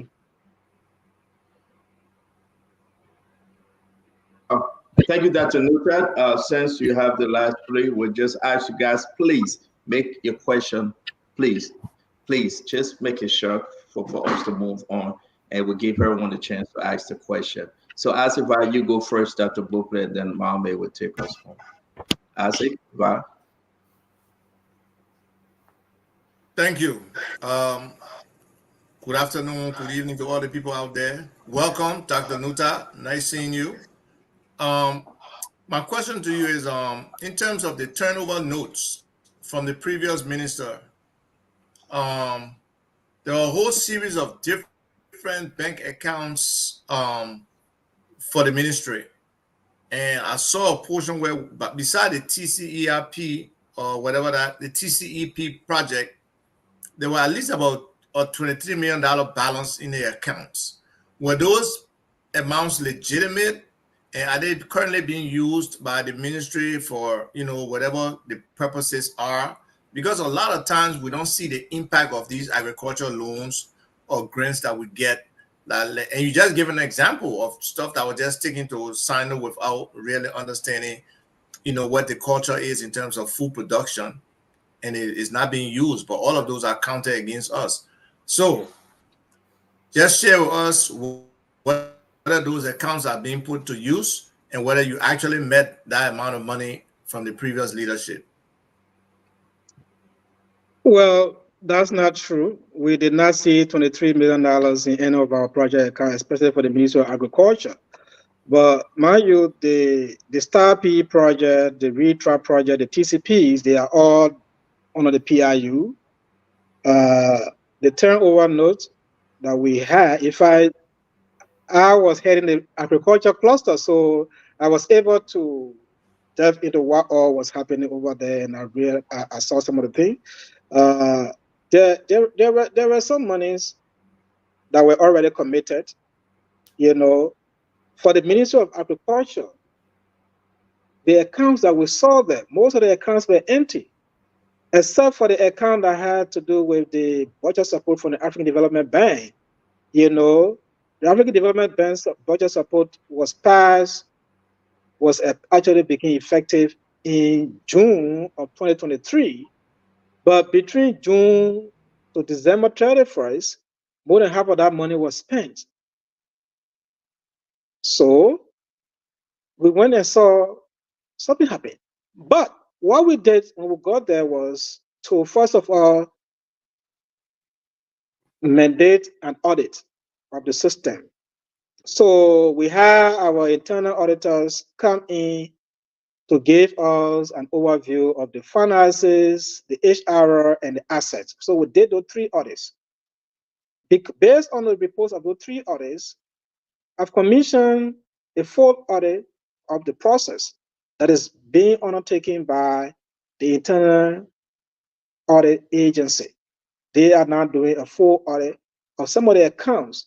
The ones that are not relevant should be closed. Some of those accounts never even had money there. So I don't know where the $23 million came from that were in the accounts. There were never $23 million in the account. Maybe it could be the projects, if you have the entire projects together, and some of those projects have lifespan, like the TCP you talk about. The TCP, one of the TCPs will be ending next year, and the other one has 4 more years to go. And then the ReTrap project, as we all know, it has 5 more years to go. The Star P project, the World Bank component of it is ending in less than a year from now. So a lot of things were done. So if they said there were money, those money were not money that can be used, but it's over time and it's based on what the project's implementation plans are.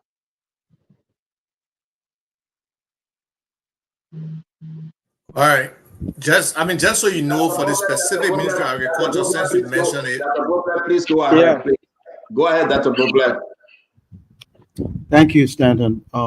Good evening, Mr. Minister. And thank you for the work you're doing. I listened keenly. And as you were talking, I was trying to juxtapose what you were presenting, get a picture of it with some other things I've seen and experienced. For example, in the US, the government is now full-fledged involved in producing, but what the government does is they subsidize American farmers so that there's always a market, there's always milk, there's always eggs, and those things are affordable. The government herself doesn't get in the middle of things, but they lay the foundation. I went to the Dominican Republic. They were growing things way in the interior. I noticed something. There was infrastructure. The road went straight, the paved road. There was running water. There was light. And they were producing coffee. They were producing coconut oil and supplying the whole country, and in many cases exporting. I listened, Honorable Minister, and what I didn't hear is a plan that invites Liberians to the table for a real public-private sector partnership. I've run into so many qualified Liberian agricultural economists. Is there a plan to start differently? Because, when you tell people that we have the kind of soil we have, we eat all this, but we still can't feed ourselves, it's just mind-boggling. So is there a plan to do this thing a little differently? Because I heard you talking, it was like we, as in the government. But are you, a round table invite Liberians who are into agriculture, sit at the table. Let's have a 2-3 days conference and let's come up with a plan. Because there are countries, as you well know, that are serious about self-sufficiency in rice by 2025. And I look at the list: Ghana, Cameroon, Mali, Niger, Senegal. I didn't see our country there. So what is the plan beyond just the agricultural ministry, all the brilliant people like you all just leading everything? Is there a plan for this, a serious invitation to the private sector to come sit beside you around the table with you and come up with a self-sufficiency plan and map it out so we can move forward involving Liberians? So thank you. That's a great question. And I think if you look at our National Agriculture Development Plan, we said that plan is based on the value chain approach. And for the value chain approach, it covers all actors in the sector. And you know, the value chain is driven by private sector actors. All that you heard me say here, you never hear me say this government farm. I said we're supporting farmers to do this. These farmers are individual private sector actors. They are not government farmers. They are farming for themselves. We are facilitating it. That's the production side. But this is what we are also doing. Just last week, Wednesday, I had a meeting with some private sector actors, especially for the rice value chain. The rice value chain, I brought together about 7.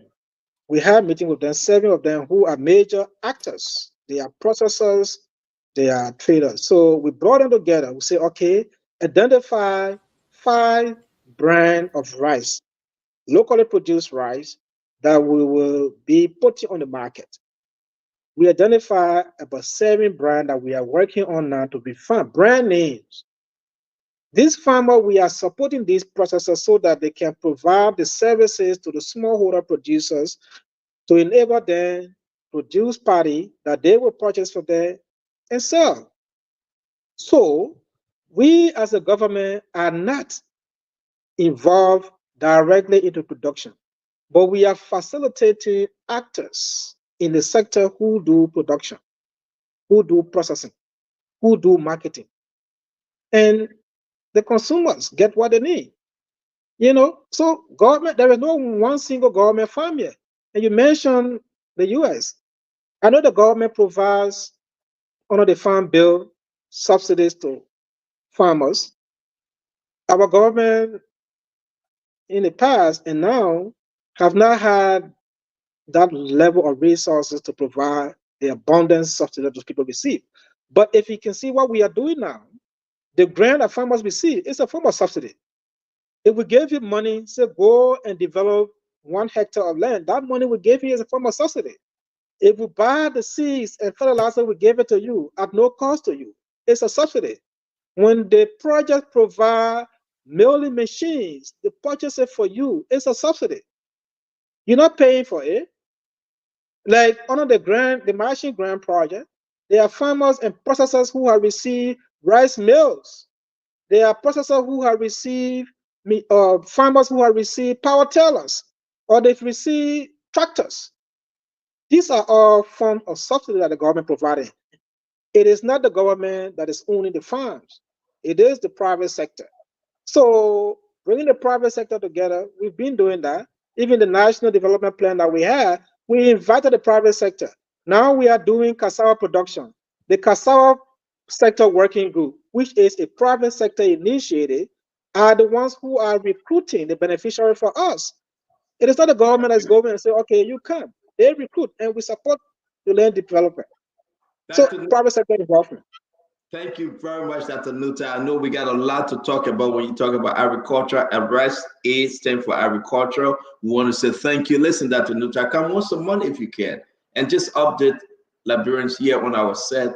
I mean, the impact that this ministry have on the Liberian people. We want to say thank you very much for joining us and saying all this wonderful stuff. Before you leave, those equipment that are coming on, are those equipment part of the 285 yellow machine? No, that's not part of it.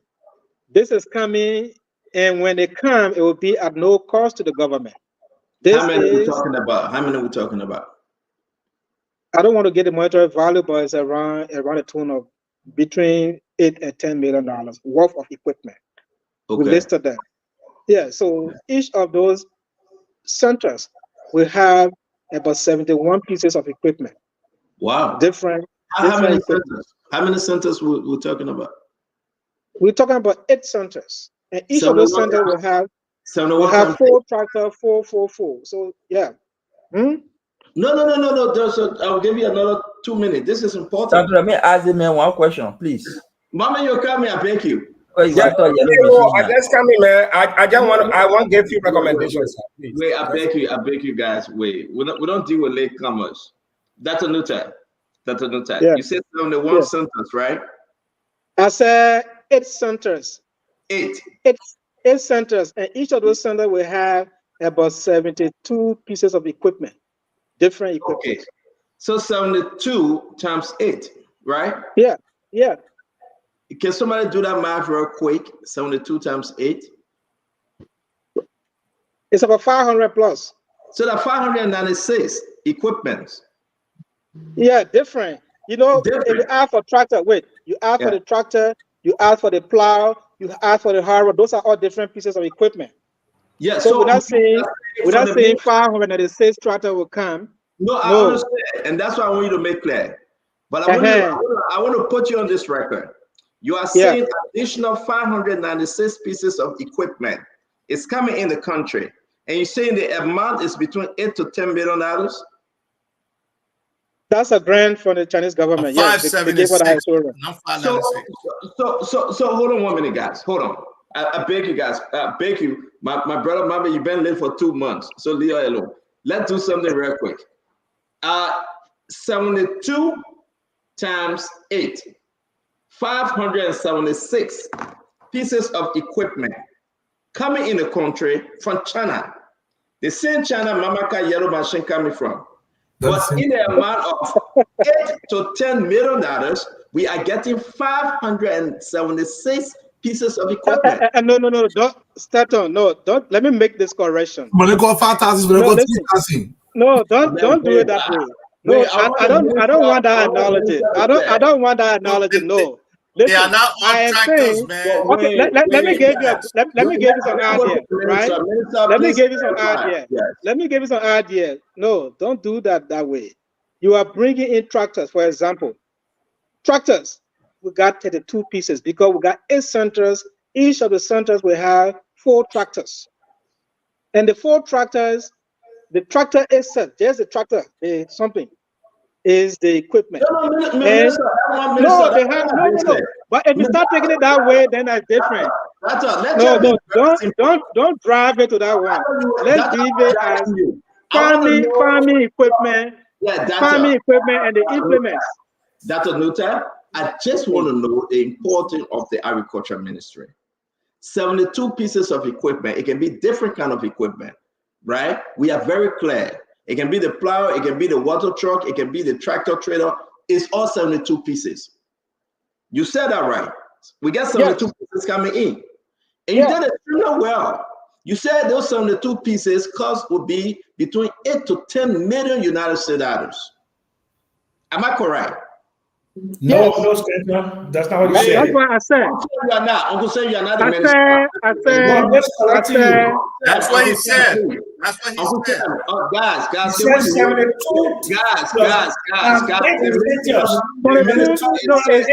500 and that is something. I said, let me correct myself.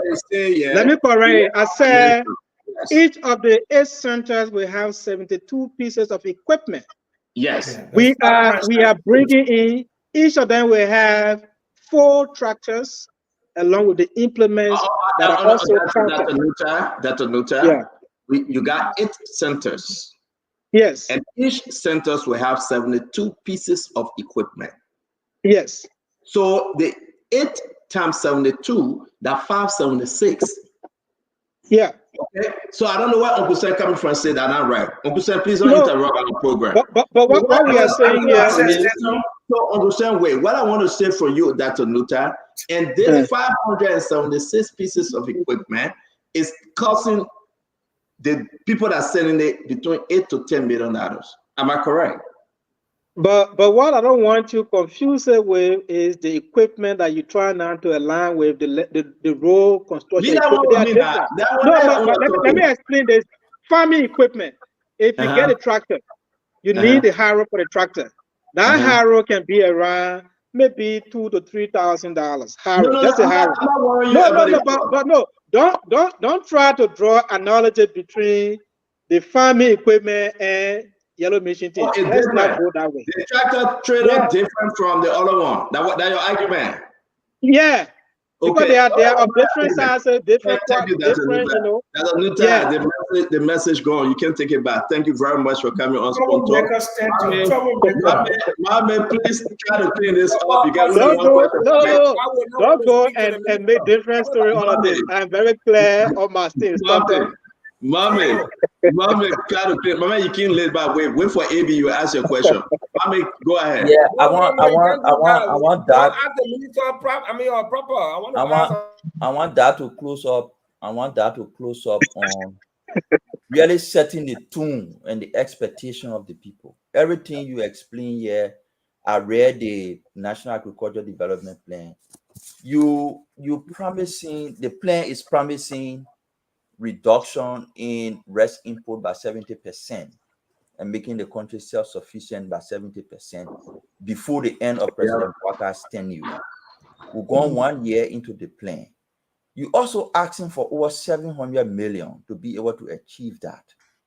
While you're on the show, I want you to tell the country listening to you, how optimistic are you that we can receive that amount of funding to achieve this objective? How optimistic are you? How is the legislature behind you? How is the president behind you? How is the civil society behind you? What number you can put to your optimism that we can receive this amount of money to make this kind of investment? And how optimistic are you that we can receive this 70% rice self-sufficiency over the period of time? That's a brilliant question. You know, just today, this afternoon, I was having a meeting with the donors, our major partners. The USAID that bring in some of the money, the IFA, the FAO, JICA, UNDP, everyone was on the table. And even the European Union, everyone was on the table. And from the day we came up with the plan, we all worked together, but they've always asked for prioritizing. It is an ambitious plan, I must admit. If we succeed in finalizing it and getting it done, the economy of our country will move forward and the life of our people will be improved. We are optimistic that, take rice for example, after 5 years, Liberians should be eating largely what they produce. We've made some efforts, and I can assure you that by next year, when we prepare our annual report, you will see the progress we've made with rice. I told you we have developed 1,200 hectares of lowland under the EPOC project that is supposed to be producing around 3,600 metric tons of rice. If we get the minimum that we set of 3 metric tons per hectare, that's the party. And if you process that, you should get around 2,000 metric tons of rice produced from our project beneficiary. Besides the EPO, under the RETRAP and STAR-P project, we are also supporting rice production on over 2,000 hectares. So generally, we should be able to say, well, for the year 2024, we grew rice on 2,500 hectares. If we realize even a minimum of 2 metric tons per hectare, that means we should be doing 5,000 metric tons of paddy rice. If you process and consider recovery of 60% or even 50%, we should do 2,500 metric tons of paddy or clean rice that will go into the market.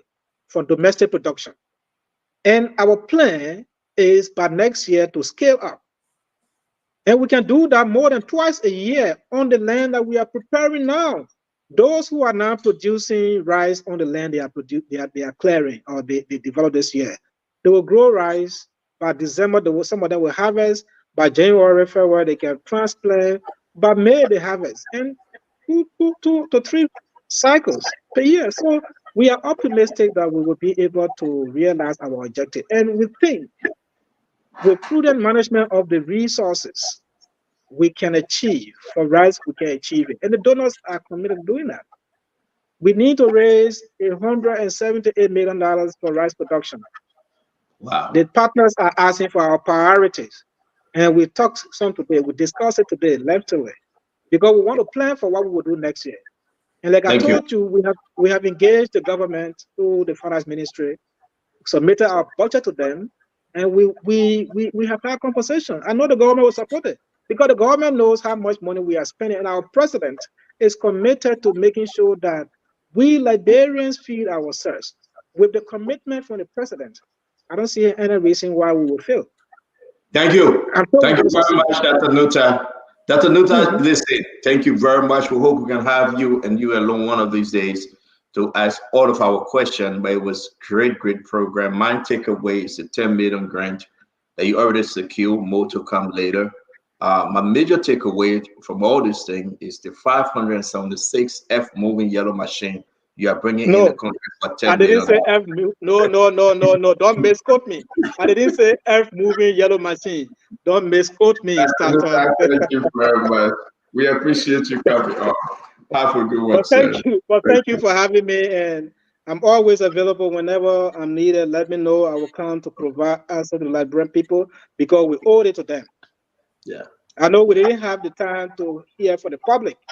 But if anybody wants specific information, just contact us at the Ministry of Agriculture. We will give you the information. And please, let me make this clear on this news. There are people who go around with fake news that we are offering grant and they're collecting money from farmers and other people. They even forge my signature and publish it. Please, we do not go requesting people to register and pay money for any project. That's not what we do. If the ministry posts or anything, just come to the ministry and find out. If you are anywhere, you hear anybody say the MOA is here, they say you should register but pay this fee, don't do it. If anybody from the Ministry of Agriculture comes to you with a project and say you got to make this payment, say that's not true. Because we don't charge anybody for benefiting from any of our projects. Let's get that That's clear. very important, Dr. Nuttah. Thank you very much for that announcement. Very, very important. I hope folks, and again, Dr. Nuttah, if your guys can just write this out and let the radio station announce it for the entire week, entire month, that would be very, very important because folks out there trying to steal from our poor Liberian farmers. Please, I will encourage you, Doctor, allow your folks to send this as an announcement to the station that we can run this all month, that the people can hear, and that would be better. Thank you for joining Spoon tonight. It's always a pleasure having you. Thank you. Yes, sir. Folks, we want to say thanks to Dr. Nuttah for this time. Again, we want to say that we will be bringing A.B. Kroman on as our guest. Listen, folks, say what you want to say. I do believe for $10 million, he bringing in 576 machine. All right. Say anything you want to say. That's a big difference from 285 machine that will cost in the government $84 million. Again, I have to squeeze it in. Dr. Richardson, it's good that you joined us. Uncle Sam Jackson. We're going to bring in A.B. Kroman, the suspended LDEA boss, for 30 minutes because we have other issues to discuss. The trip of the president, again, I don't know whether this trip will hold. He's going to Italy with Funati Kufa, the speaker, and other folks. The trip of some member of the Senate will go to Geneva requesting $20,000. I mean, and all different information. Currently, the return of President Bouaka to the country. I want to hear you. Are you impressed? Today is Monday. No news. Is it a good news or is it a bad news from the president? We want to say welcome to the show. Let's bring in Conor Kroman. Thank you very much for joining us, Conor Kroman. Nelson, please come on. again, can you hear us? Colonel Kumar, can you hear us? Hello? All right, Nelson, is Nelson there? Nelson, you have to come on, and for you to come on, hold on 1 minute, Nelson. Let's see what's happening here. Let's see what's Let happening me go out here. and Nelson come on. Should I go out and Nelson come on? Because I think before. No, once we get AV on, Nelson can come on. Hold on, AV. All right, somebody just left. All right, Dr. Richardson, I prefer you stay on. You're the only female. You know, we're going to be in and out. I'm going to put somebody in the back. I'm going to put that to Poplar in the back. Once we ask our question, we'll bring Dr. Poplar back on because we need Nelson to come on to do the show. Nelson, can you come on now? Thank you. AB, you are live. Can you talk to us? If you can hear us, can you just please speak to us, Colonel Krumah? Thank you very much, and I'm hearing you loud and clear. Thank you. It is a pleasing pleasure to be on Spoon again. It's been a little while. Since our debacle at the LDA, I've not had the opportunity to be in your studio, the very cool studio here, and to talk to you beautiful people. But again, I'm happy to be here. I just want to put a caveat. I'm here. I do not, whatever discussion we had today, I wanted to stay out of the whole court proceeding. I'm appearing in court tomorrow, continuation of the subpoena that was served to me, going to do my civil duty to answer to subpoena from the court, to contribute to the defense counsel inquiries. So I would very much like us to not dwell into that. But what I want us to do to deal with the issue of some misinformation regarding some 375,000, which came from a propaganda group on the media, and I thought that it would be fair to do due diligence, to do justice to the truth. And so when I got the invite, I thought it was a good opportunity to come and profit view only, because I was a strong opinion that all of you sitting here witnessed the raid on Mr. What's his name again? Mr. Japan. Original Japan's resident. It was a live situation. It was done in the plain view of the public, and it was done with the sheriff department. Normally, unlike what happened to the CDC area there, when you have a search and seizure warrant, you basically go in there. First and foremost, you go and provide probable cause to a magistrate, and you are given the search and seizure warrant to the sheriff. Sheriff possess that. You have the right to go with the sheriff now, and the sheriff will actually supersede.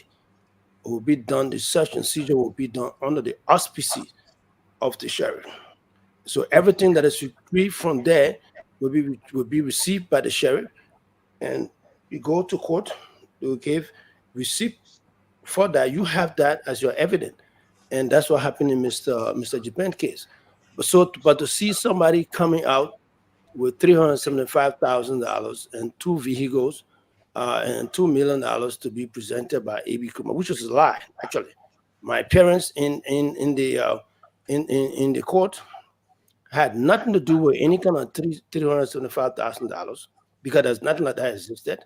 What was retrieved from there was $150,000 Liberian dollar, which was taken over by the sheriff represented to the court. And let me interrupt you real quick, because I would just give you time to introduce and let the folks know why you're here. But let's just get to it. You want us to separate the court issue from the 375, but it's kind of too slippery to do so, because that's the reason why you're here. So, but what you can answer, say you can answer, because I know you'll be going back tomorrow. What you can answer, you answer. Welcome to the Spoon Talk, this second segment. Welcome every one of you folks. We have Colonel Krumah, the suspended LDEA boss. Again, let's get into it. Yes, indeed, we got the video. Nelson, if you want to upload the video, we want to play the video from the raid at Original Japan home and allow us to answer. You were called upon, you were subpoenaed, you appeared before the judge. Judge Blamo, I think that's his name.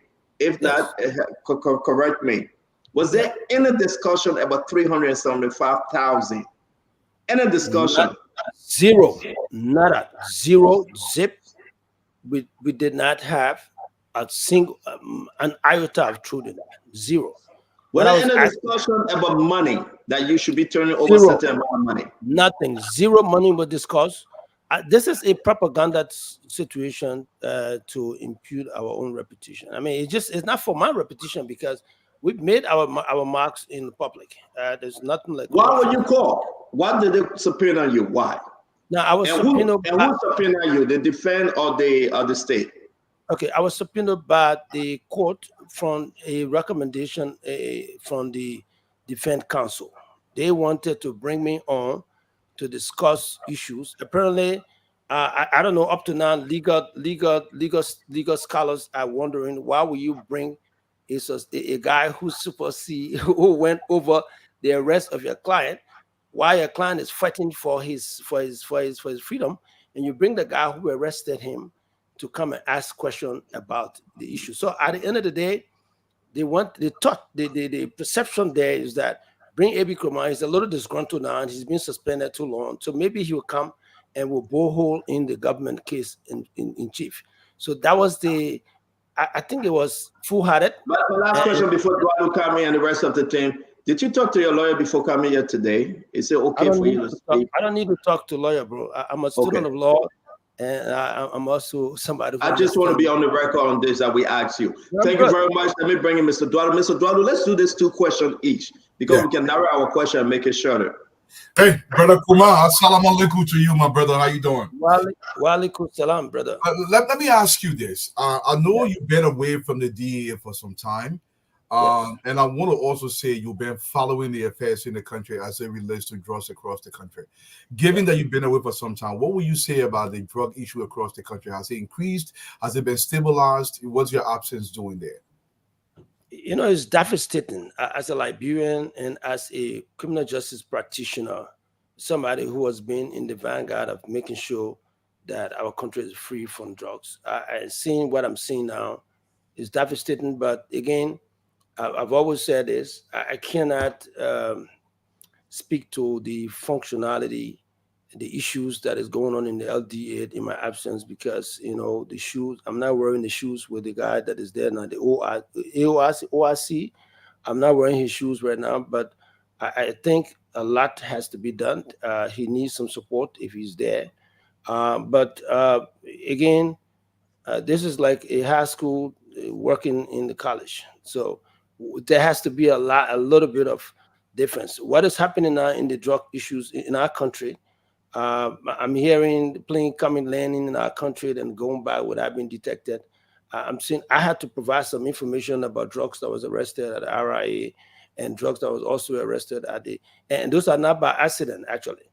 These arrests, this information that we're passing, these are information that we planted, informant that actually operating in Sierra Leone, operating in Guinea. So when they are coming out there, we will know exactly where they are. We'll pass the information to the guys on the field. And that's how we manage to find ourselves connected to them. But again, to answer your question directly, it is devastating, and it is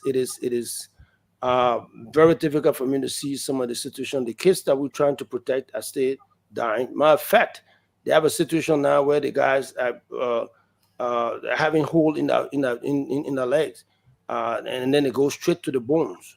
And then you see that a lot in society right now. And I made it my time now to go to rehabilitation around the country. I was in Plebo, Greenville. I was in Nimba. So I tried to go and see if I can help. I'm doing it myself, going to take kids, family members. I have 2 family members I brought into my home right now who I took from the graveyard, because that's the little thing I can do.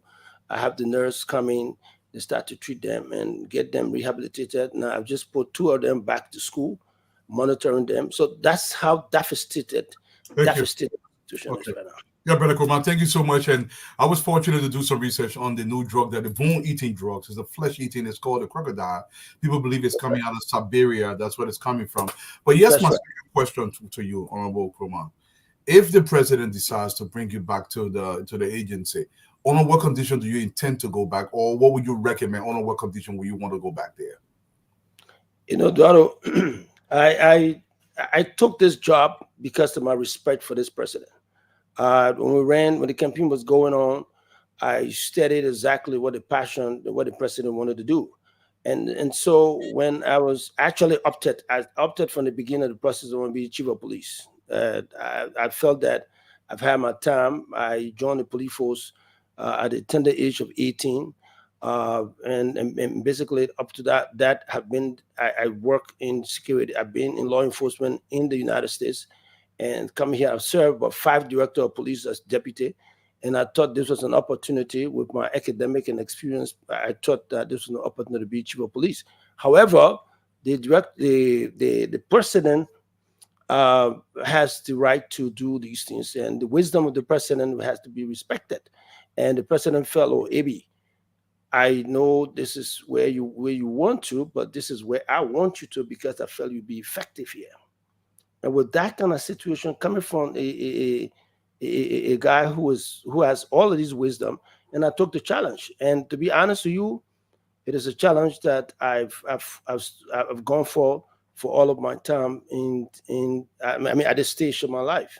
And so what I would do, I would take it in strap. And there are a lot that we didn't do before. If I have the opportunity, if I ever have the blessing of the president again, there are a lot that has to be done. There are a lot that we can do again differently, and then so as to achieve this president's objective. Thank you very much, Mr. Eduardo, for those 2 important questions. I'm going to bring in Dr. Richardson. Dr. Richardson, please. It's a pleasing pleasure to have you here, Mr. Nkrumah. It's been a while since we heard you say pleasing pleasure. So my question to you is, what would you say to critics who are saying that you are responsible for bringing drugs into the country, and that you are also responsible for the increase in drug use in our country? What would you say to those critics who are saying that? I would say to them that they are wrong. I would say to them that that's foolhardy of anybody who would think that a guy who has been to Mecca, the guy who's a Muslim, a guy who's committed his life to saving young people cannot be part of this process. A guy who basically has spent his whole life in law enforcement. I don't know how to do anything else but security. And this particular process of saving life and property is something that I've committed my life to have any inclination of being in that realm. Is something that I'm very offended by. And basically the critics that will tell you that, the guys that will tell you that, will be people who basically will be speaking from a different tone. I don't think they being very realistic. I think guys who basically speak from their own parochial and conceptual interpretation of who a guy like me will be. I don't smoke cigarette. I don't do drugs. I make my own money. I run 1,245 man force. Yeah, my payroll is more than the DA payroll. So I really don't need the cash that will come from peddlers who will damage my kids. I left from the United States basically to come to Liberia to help. And I'm preparing this country for my children who are studying in the States and the ones that are here. So I can't imagine having gone to Mecca and going to see the Kaaba and seeing the grave of the Prophet, to come back here and seeing that I will indulge into such criminal behavior. I think it's deceptive. The guys will tell you that. But again, I will tell them that they're wrong. Okay, thank you. My second question to you, we've talked a lot about this suspension situation. The video is played here. So what have you learned from this situation, this whole suspension debacle? What have you learned from it? Dr. Chinoway, I sit here and ashamed of myself. To be honest with you, maybe I should have done it differently. Maybe provocation has got different tentacles. Maybe my education, my experience, maybe should have allowed me to avoid provocation at the level in which it was, and allow the situation to prevail as it is. Sometimes humans, and if you can see in the video, as provocative as it was, we try to maintain our calm in the storm that was approaching that. But listen, that's water under the bridge. At this level, from what I've seen, from what I've gone through, and taking me away from a process that I started, the rationale, the reason for coming to Liberia, the reason for accepting a job under President Bouakai at this level, it is heartbreaking to see that I can't be able to do what my passion that I have in making sure, helping Liberians, helping young children, helping guys that are in rehabilitation, helping families that are come to me every day.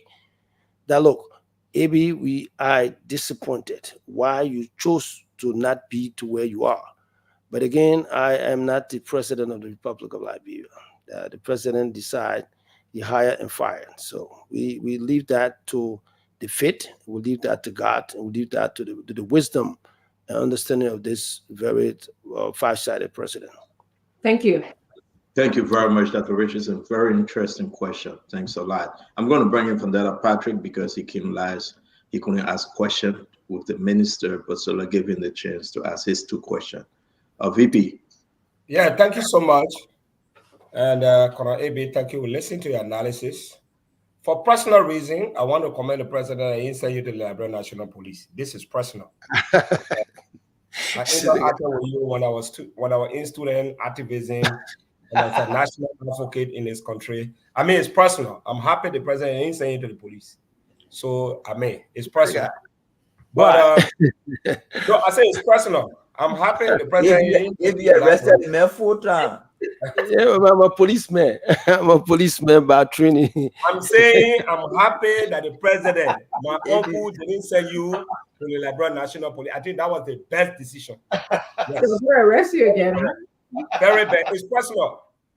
But my first question is, Mr. Krumah, I know the president is listening to this show tonight. If you were to sit before the president now, with regards to your suspension, you're talking to your leader. If you are to make a case why the president should reconsider you, what will you say tonight? And I'm assuming without admitting, this president is listening tonight. What will you tell him? I will tell the president that, Mr. President, in a man's life, you take a couple of decisions and reasoning. I will tell the president that, you fall short of expectation. As a man, I felt short of expectation. The president thinks very highly of me, to be honest with you, because I've interacted with the president from his vice president days. I'm not one of those guys who interacted with him when he was LPMC or in agriculture, but I from his vice president time, the 12 years there, I was there, and he knows exactly what my feeling will be with regards to law and order. And the fact that I'm not there, and even though I have my own perception as to what things were, I would say I probably disappointed him to a large extent, and I would be asking for another opportunity, another chance to make it better again. And the good thing about it, my exit and the suspension was not based on criminality, was not based on anything, but based on innuendos. The innuendo and gossip part, I'm not even going to worry about that because that was decided during our hearing. All the gossip and innuendos that was proffered the last time was swept under the bridge. I'm not worried about that. I'm not worried about certifying this president's perception of me, the respect he has for me before, and I want that respect to be restored. But to doing the job, he knows I can do the job. That's something I know clearly. Thank you. So that I'll be making that point. Thank you. My second question has to do with the arrest of Japan. I know for a fact that Yes, we are dealing with drugs in this country. But I want you to speak to the nation tonight. You outline here that you went to the court, you sought writ of arrest, and while in that process, somebody went with you, I think a sheriff or whatsoever. For me, I want you to be very clear and very authentic tonight. We have so many drug dealers in this country.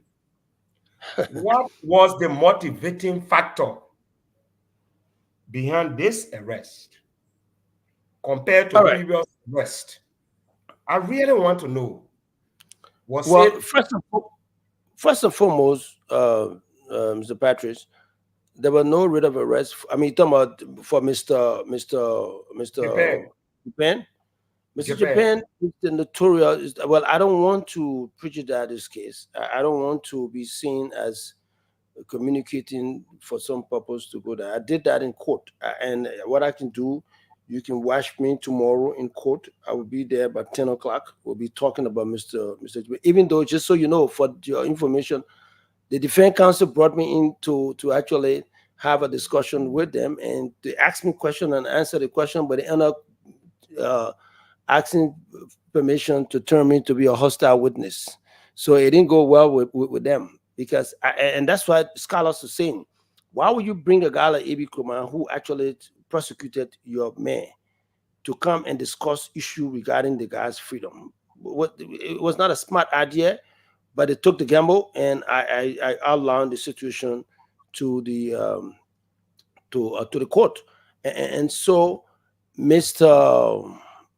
Japan, I was the guy on the whole of Bushel Island that was peddling drugs. The intelligence are there, it's cleared, and everything is sped out.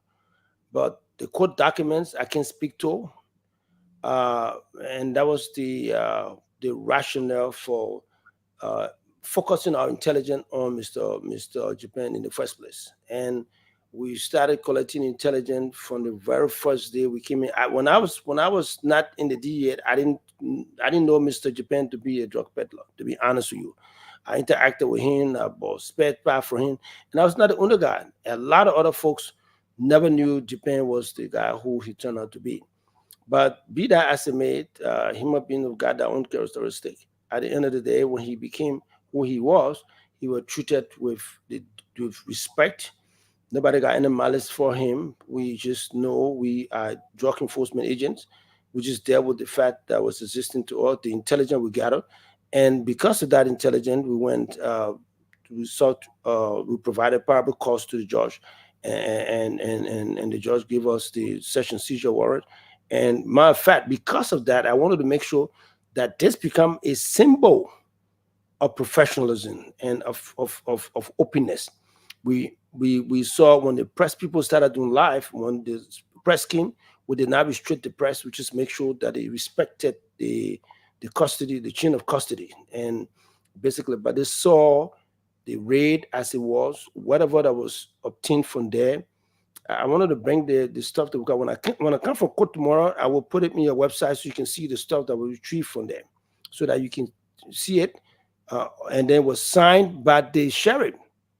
The sheriff authenticated everything that was taken there, and that's what it is. So when I heard about the $375,000 and the 2 vehicles, it was baffling to see that these guys in that quest to hang something on A.B. Kromah, they'll go to the extent to offend the judge. Because if you went and lied on the judge at this level, that the judge, matter of fact, A.B. Kromah admitted to producing the car, and the thing, it shows that you're lying, you're embellishing, you're giving information that is not there, that was not provided for the court, and just to confuse our people.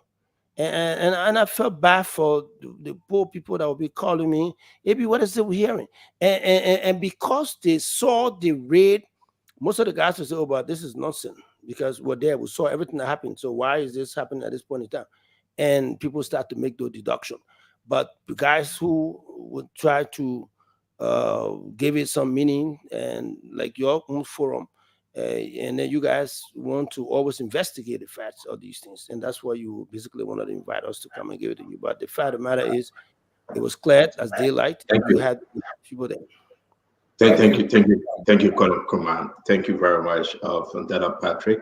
I'm going to bring in Uncle Sam. Uncle Sam, you have 2 questions, sir.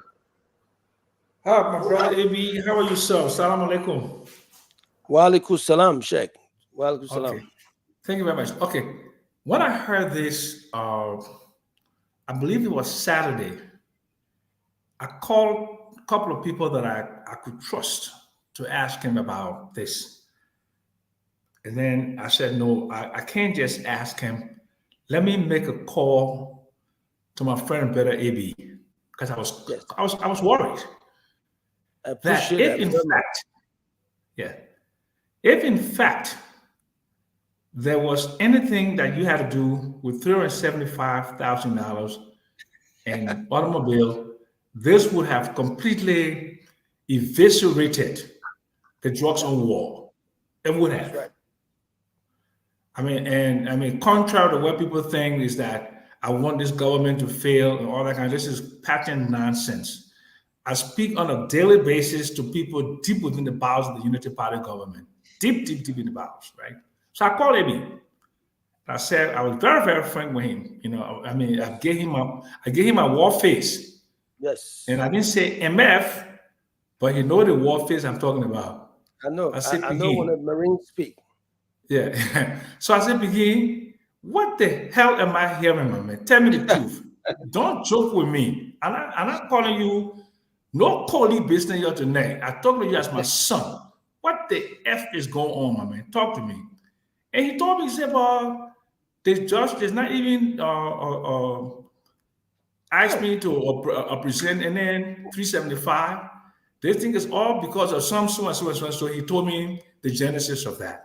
I feel very comfortable. I've known AB since around August, I think in 1996, when I went to Liberia right after the April 6th thing, when Ruth Perry came into being. And I've watched him, and he's not a perfect man. He can be full of S sometimes, okay? But I trust him. So AB, I accept your explanation, and I'm sorry that this had to come to this level. And I hope and pray that President Boycott can do something about what happened. I mean, I don't think the fracas that occurred there in the general scheme of things now, since that June 26th incident, right? I think it needs to be fixed. Now, my question is, are you willing to work with Mr. Fadiga and Mr. Cole if Mr. Boycott says, look, you guys are staying in the state of the job long enough, that's enough punishment, now you guys go to work together. Are you willing to work with Mr. Fadiga and Mr. Cole? You know, and again, the old Marine, the mic is muted. Oh, you're good. Okay, I'm good. The old Marine, I do respect you very much, and so when you give me your Marine face last night, I came it was 2 nights ago. 2 nights ago, okay, that night, I came to attention right away to actually explain these facts to you. But the fact of the matter is, this is factual. This is not me explaining the facts. What I thought you would have done is to go for the raid, the search and seizure that happened, for which Mr. Japan is brought into it. It's clear. I have Stanton has the video of the search and seizure. It is not something. And then when you go to do search and seizure, it's done within the plain view of the sheriff. So for somebody to come out, and I don't think the defense counsel can put out this kind of debate.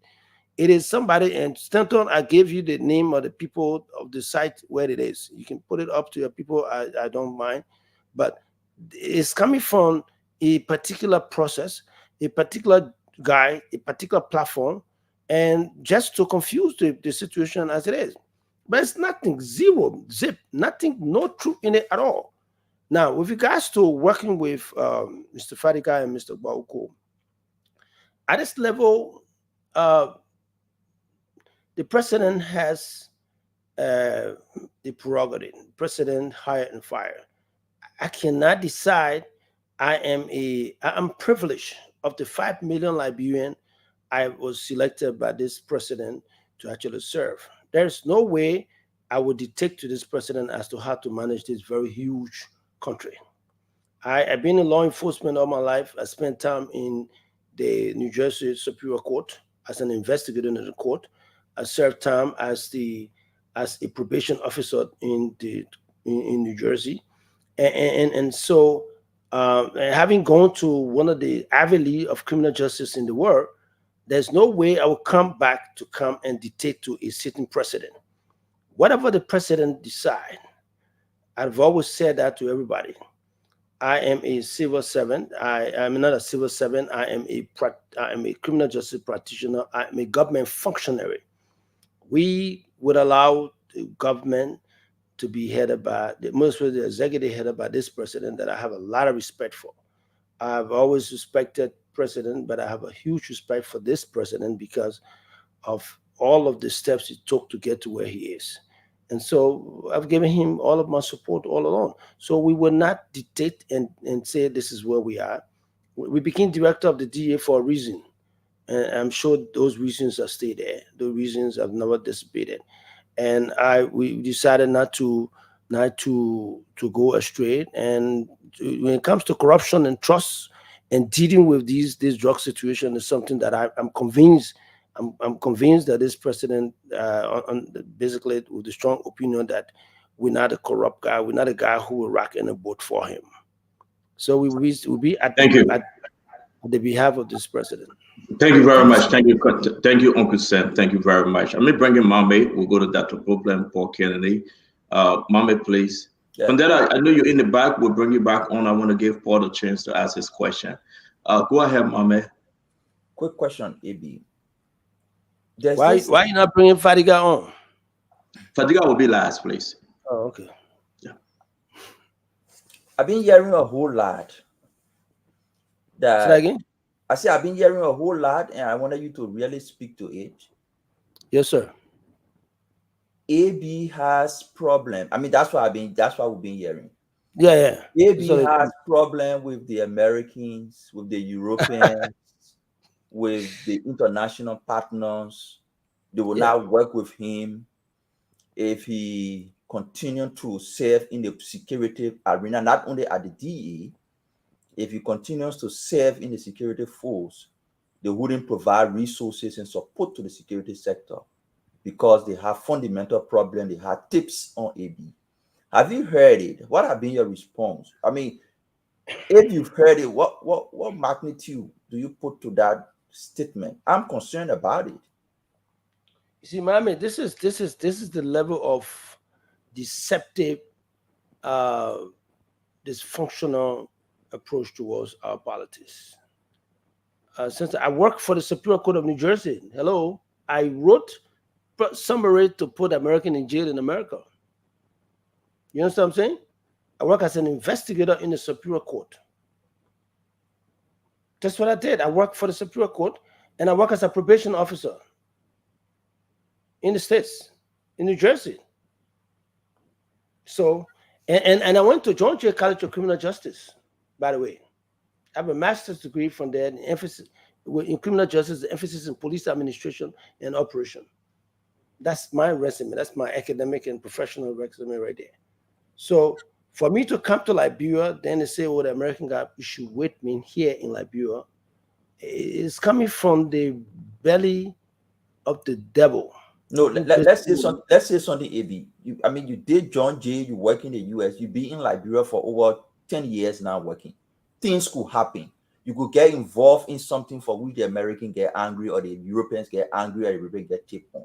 The question is, over your time in the police and the DEA and all your involvement with the security, people are saying AB has problem with our international partners. If you remain in the security force, they will not support it, they will not give money. Forget about John Jay, forget about the US in Liberia. What do you say about that? In Liberia, my records are there. It's open here in Liberia. In Liberia, I was assertive in the police force. I was very assertive, and I make sure, and I never violated anybody's right. It's clear. I mean, the records are open and clear.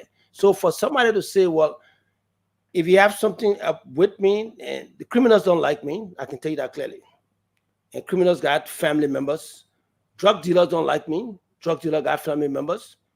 They will use whatever connection they have to create their own their own perception. They say, "Oh man," the one thing they'll tell you is, "Oh man, the American one, well, okay." So, how, where, how is that happening? But what can happen? What is clear is that you can check my records at the DEA. You can check that at the LMP. Now, I served the LMP at the tender age of 18. Now, my record there, I have no suspension. I resigned from the LMP to go and open a private security. Not resign, I asked for sabbatical from the LMP. This is 1996, 95.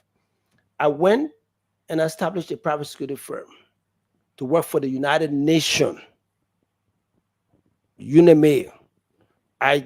After a year, I came back as director of CID.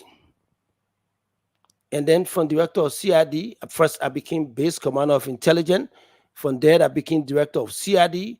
From there, I became deputy director of police for operation. From there, I became deputy inspector general of police for operation, after serving as deputy commissioner of maritime for administration. Those are clear record. Let me ask my last question. I know, when I've been hearing this, what I did, I took my time to read U.S. State Department reports.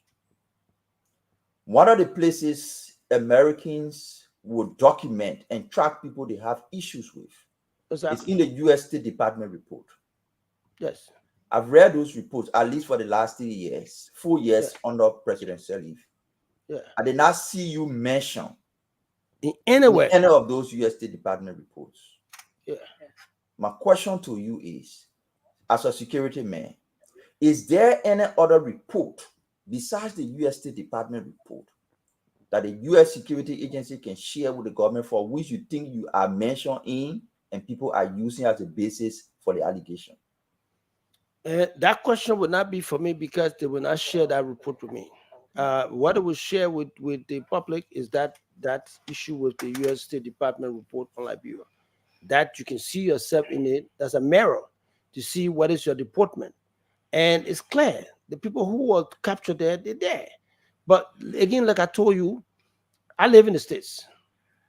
My family live in the States. I'm raising a family in America. I went to an American institution. I was educated. I have 3 graduate degrees from America, 2 from Seton Hall University and 1 from the John Jay College of Criminal Justice. So I was educated there, but the American jurisprudence is something I strive in. So to come back after all of that, work in the United States and come back to Liberia and say, well, the American, but let me tell you what is the secret. The secret is the folks I met here with the resume that I brought. It started with when I became deputy director of police for operation. The resume I brought, some folks were not too happy, were not comfortable with it.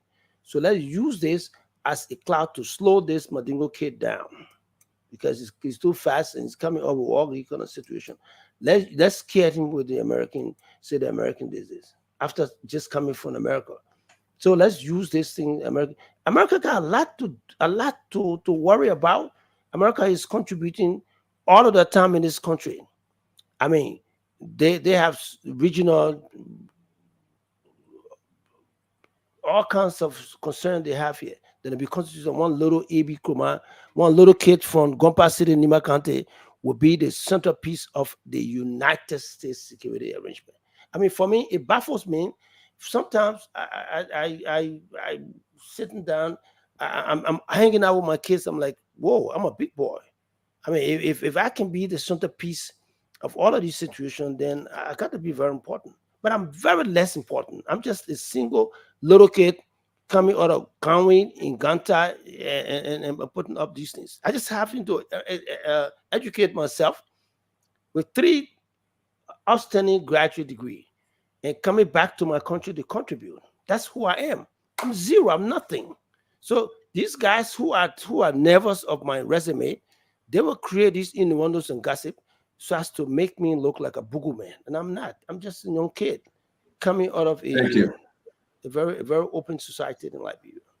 Thank you, folks. We have Colonel Kroman is our guest on the second segment. We want to say again, thank you for joining us. We're going to go down the line. AB, this is big. We'll go to Dr. Bopley. Paul Kennedy, Fadiga will be last.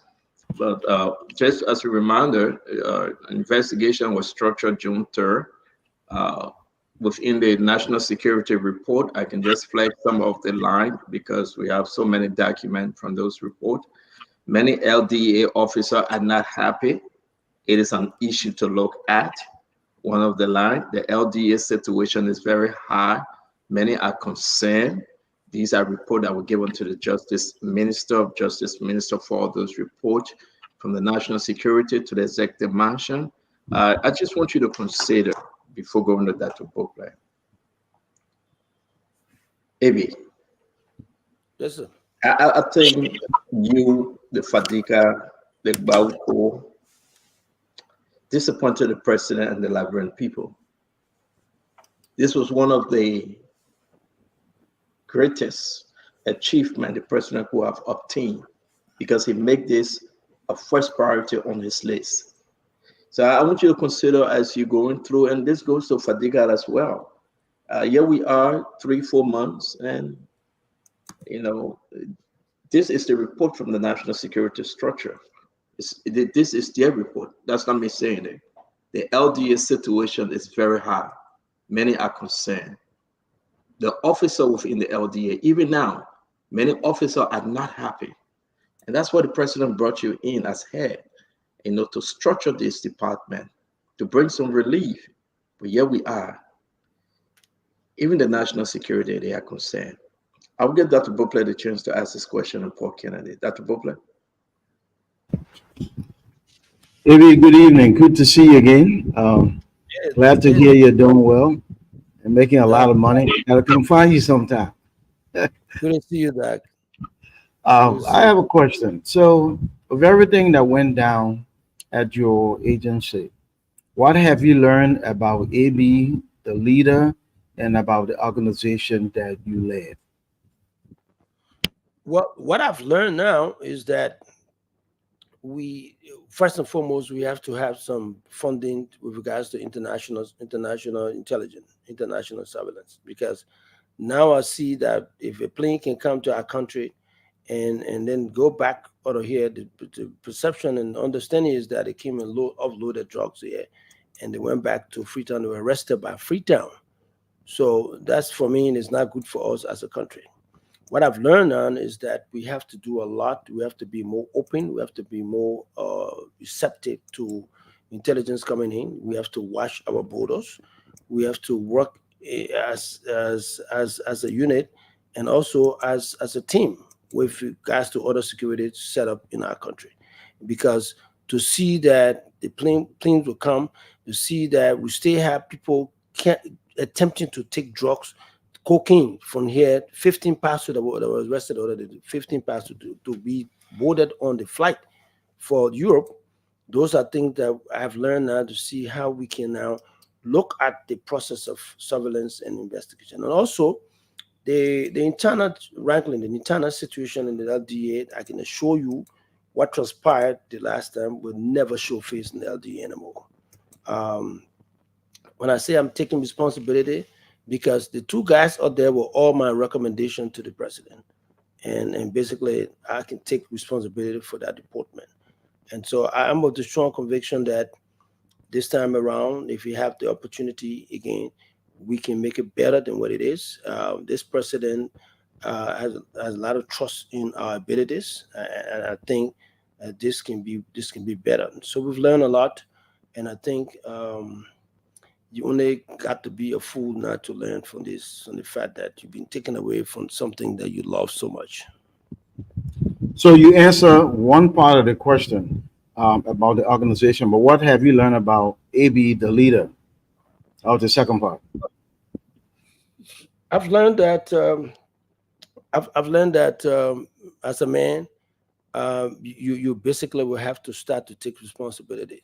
I think Given an opportunity again, we will do it better differently. I can assure you that. I've learned that sometimes provocation has got its own limitation, and you got to be a man to do it better than what it is. So I take full responsibility for that. But my last question,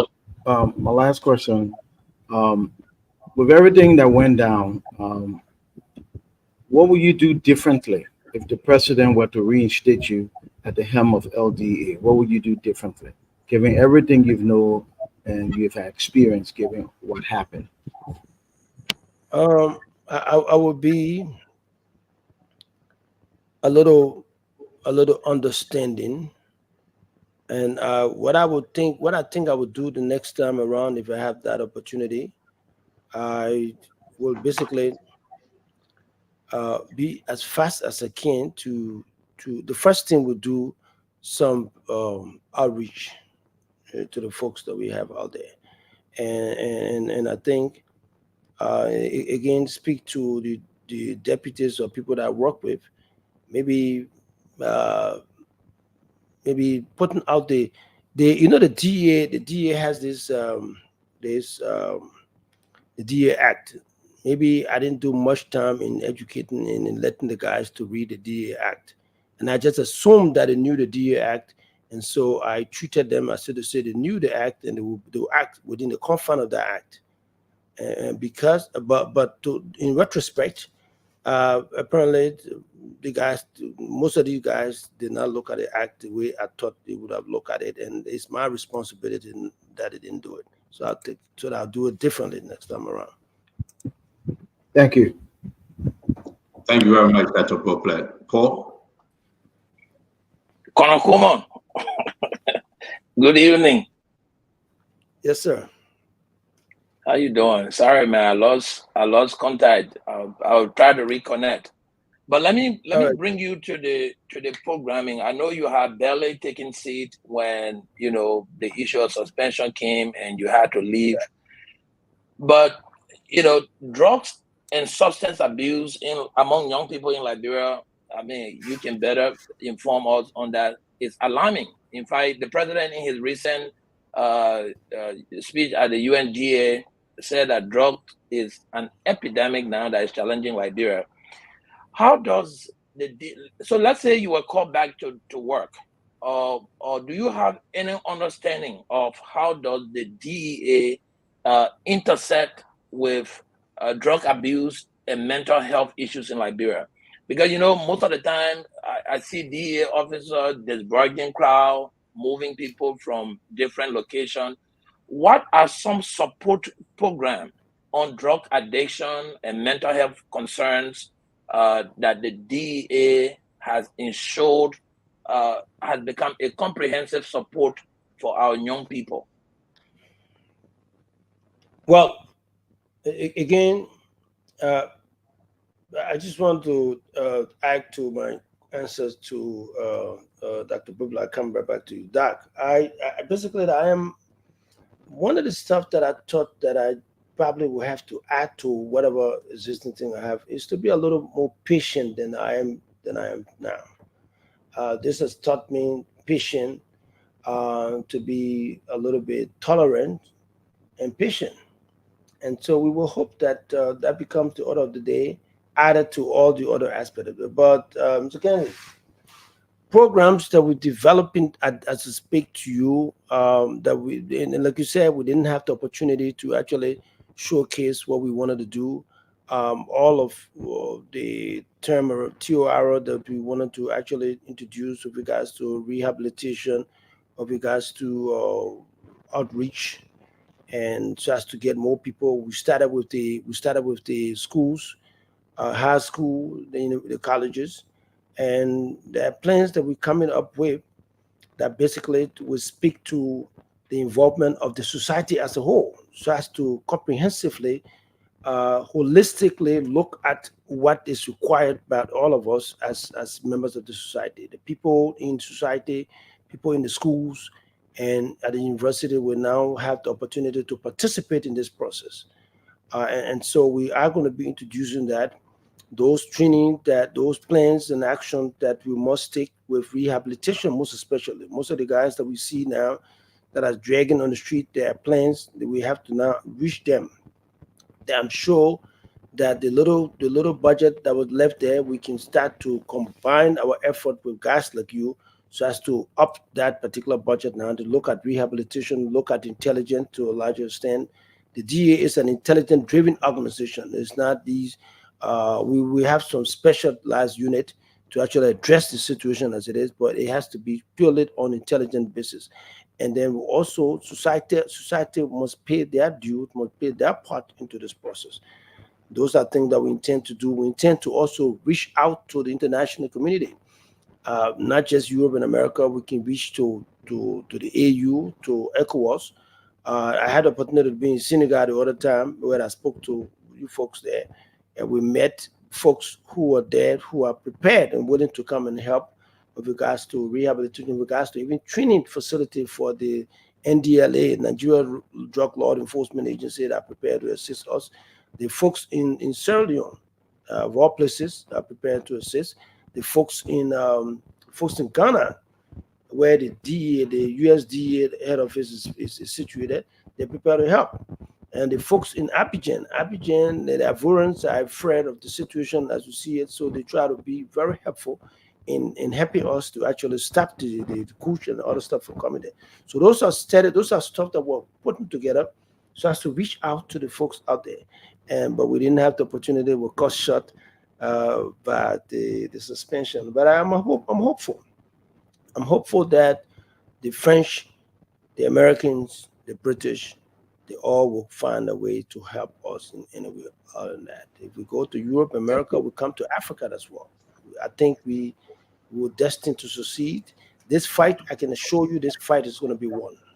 It's not. I ask you a question, Colonel Kroma. I ask you a question because you are right. The DEA is only for enforcement and bringing, protection, but there's a need for recovery, for rehabilitation and reintegration. If we don't rehabilitate and reintegrate our substance use and abusers, you will find them in the street after months and whatsoever. So let me end my last question personal. Why should the president call you back, my man? Because I'm the guy. You know that.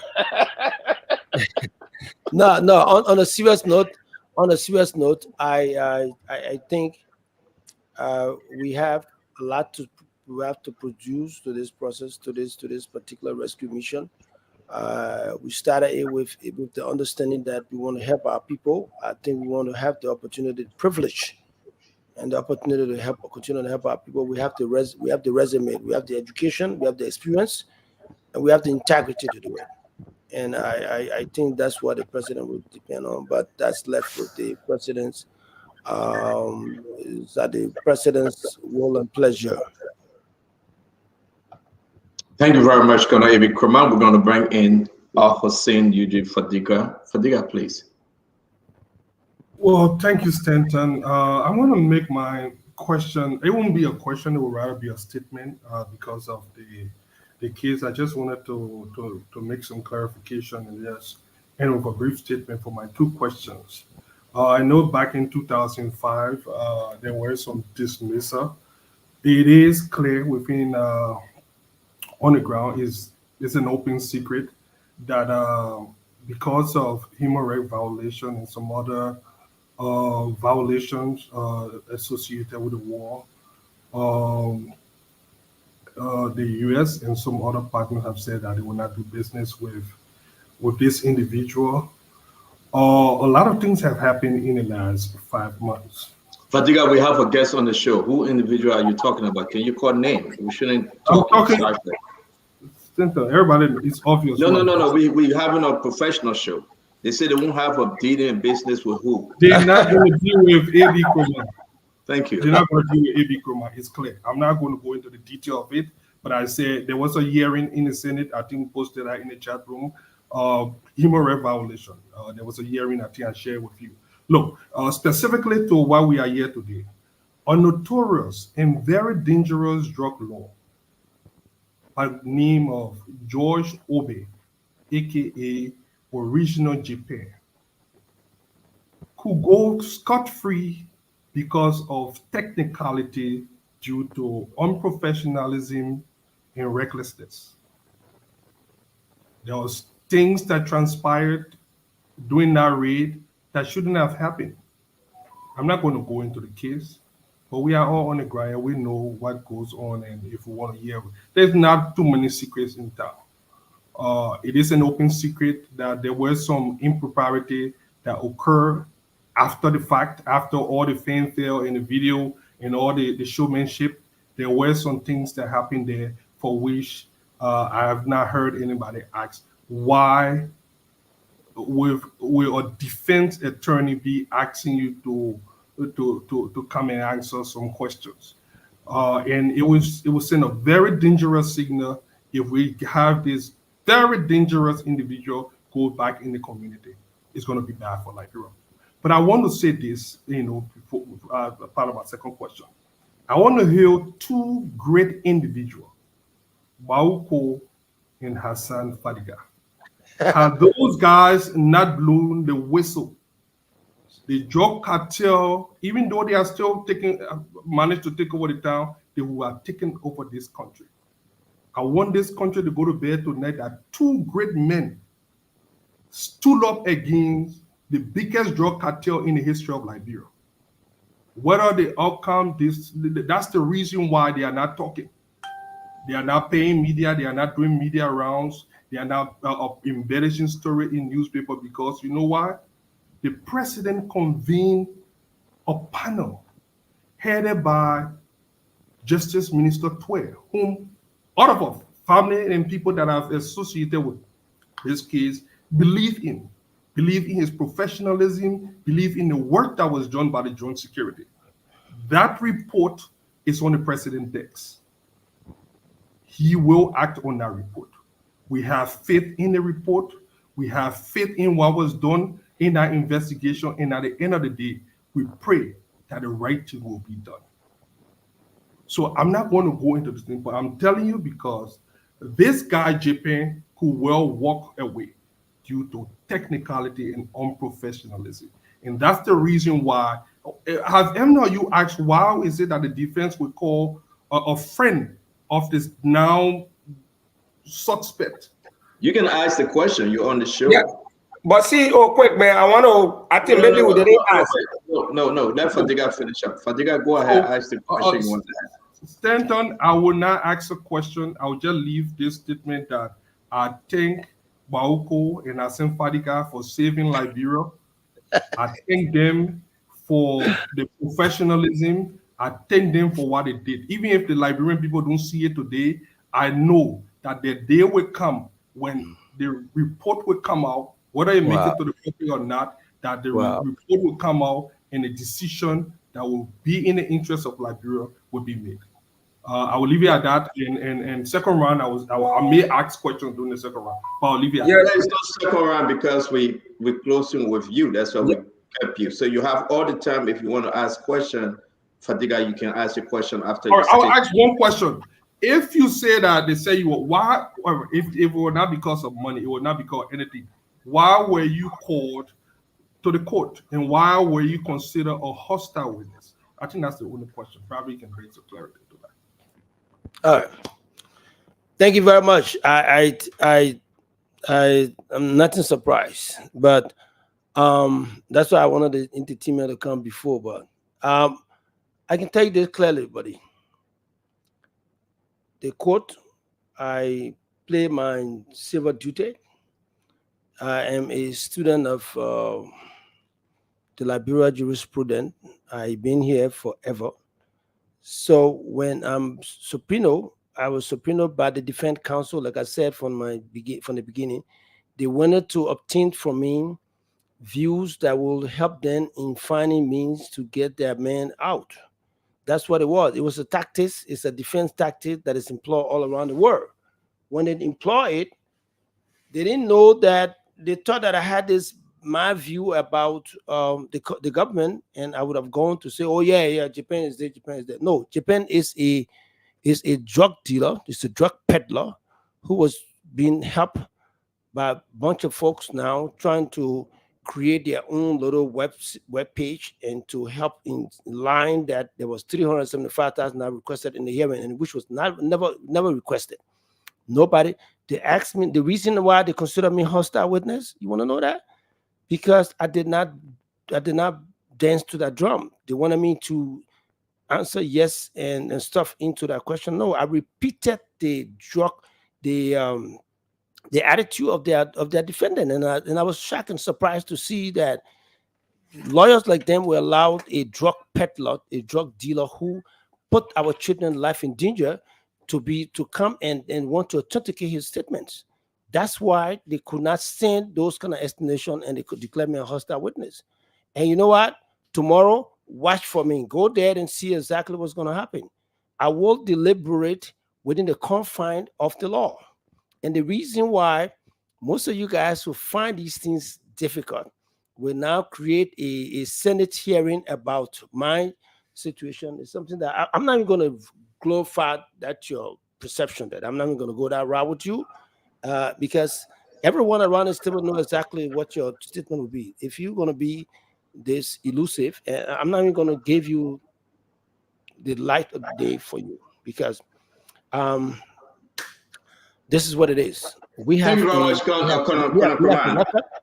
have a record. Colonel Kraman allowed us to finish up on this. It's very important. We got 4 more minutes, folks.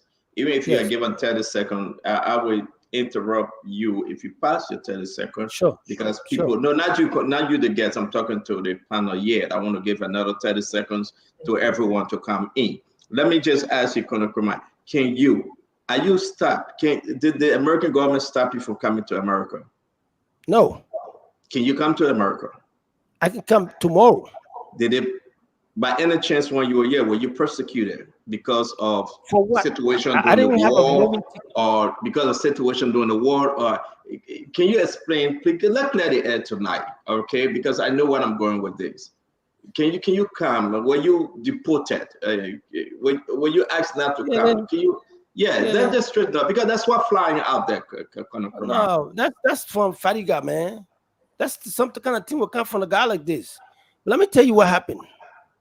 And I told you exactly who was the proponent of that particular documentation that I sent you. Who put that $375,000 nonsense in the air?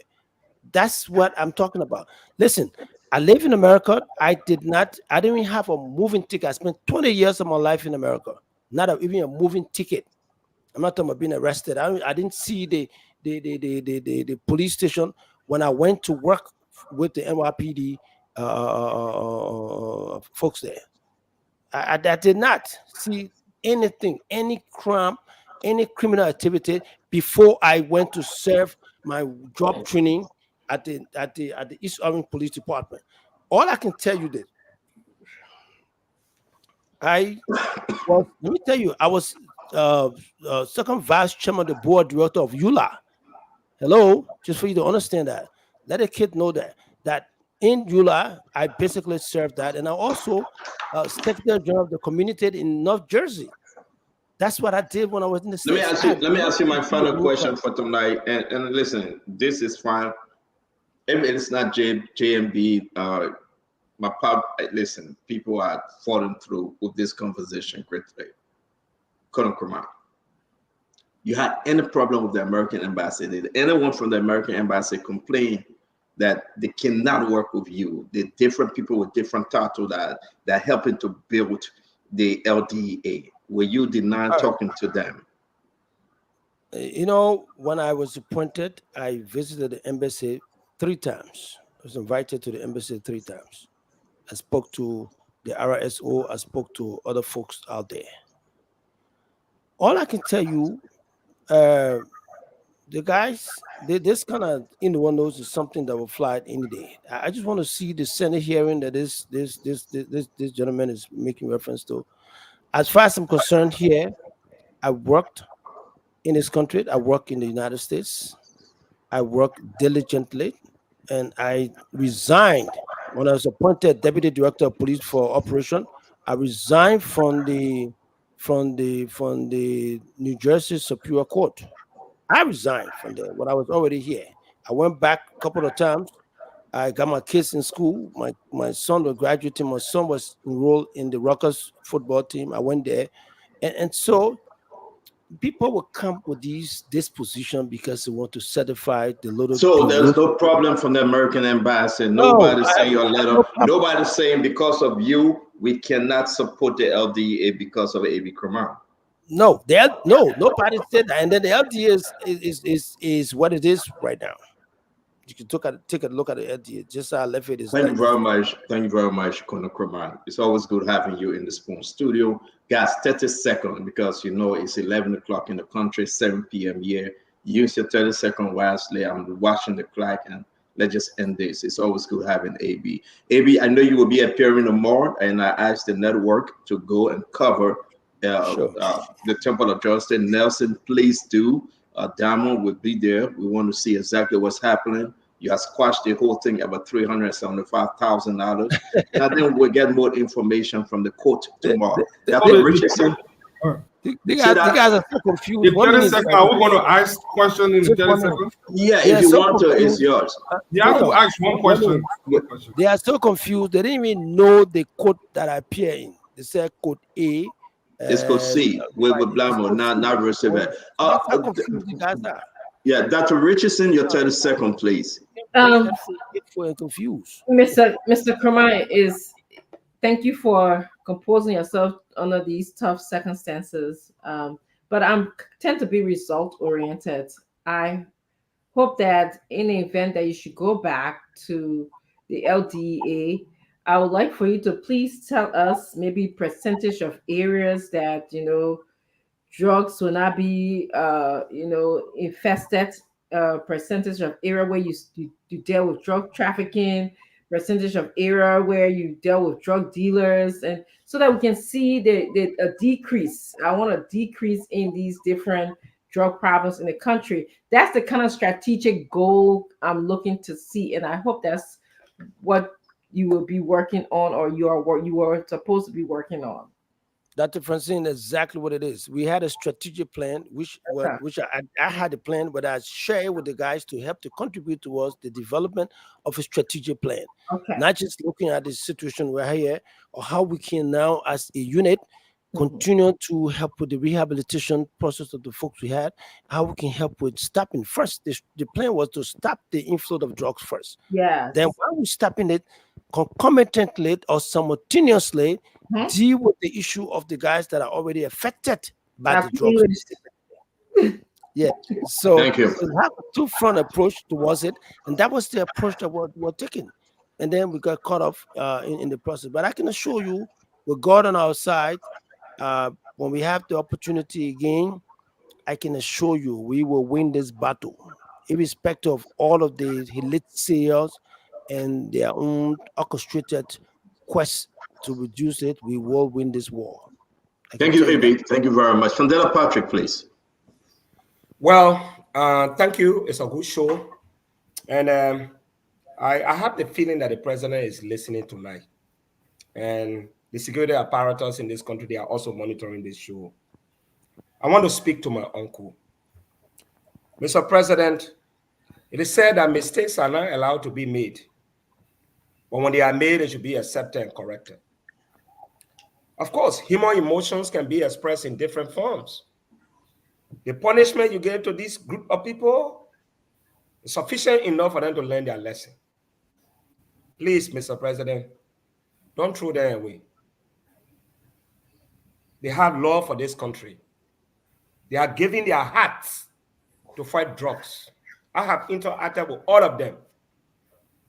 But what I can thank you for, it was good that you didn't send AB to Liberia National Police. It's personal reason. But Mr. President, we have to be very clear. When these people talk over, Mr. President, go out. Liberians celebrated this team. They were the hero in the security sector. In the communities, people started celebrating them. The LDA started regaining momentum, that morale.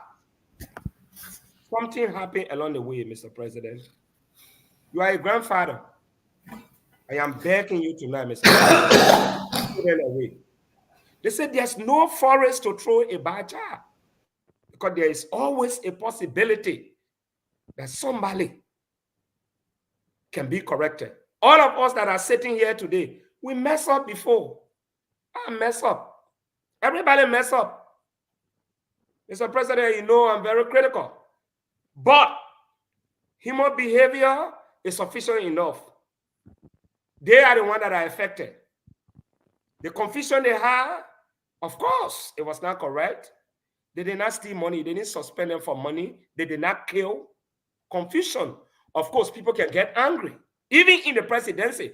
I'm sure, Mr. President, you have lost your temper on some occasions. But again, give them a second chance. Don't throw them away, Mr. President. Please. I am begging you tonight. I'd like to rest here. Thank you. Thank you, VP. Thank you. Paul? Yeah.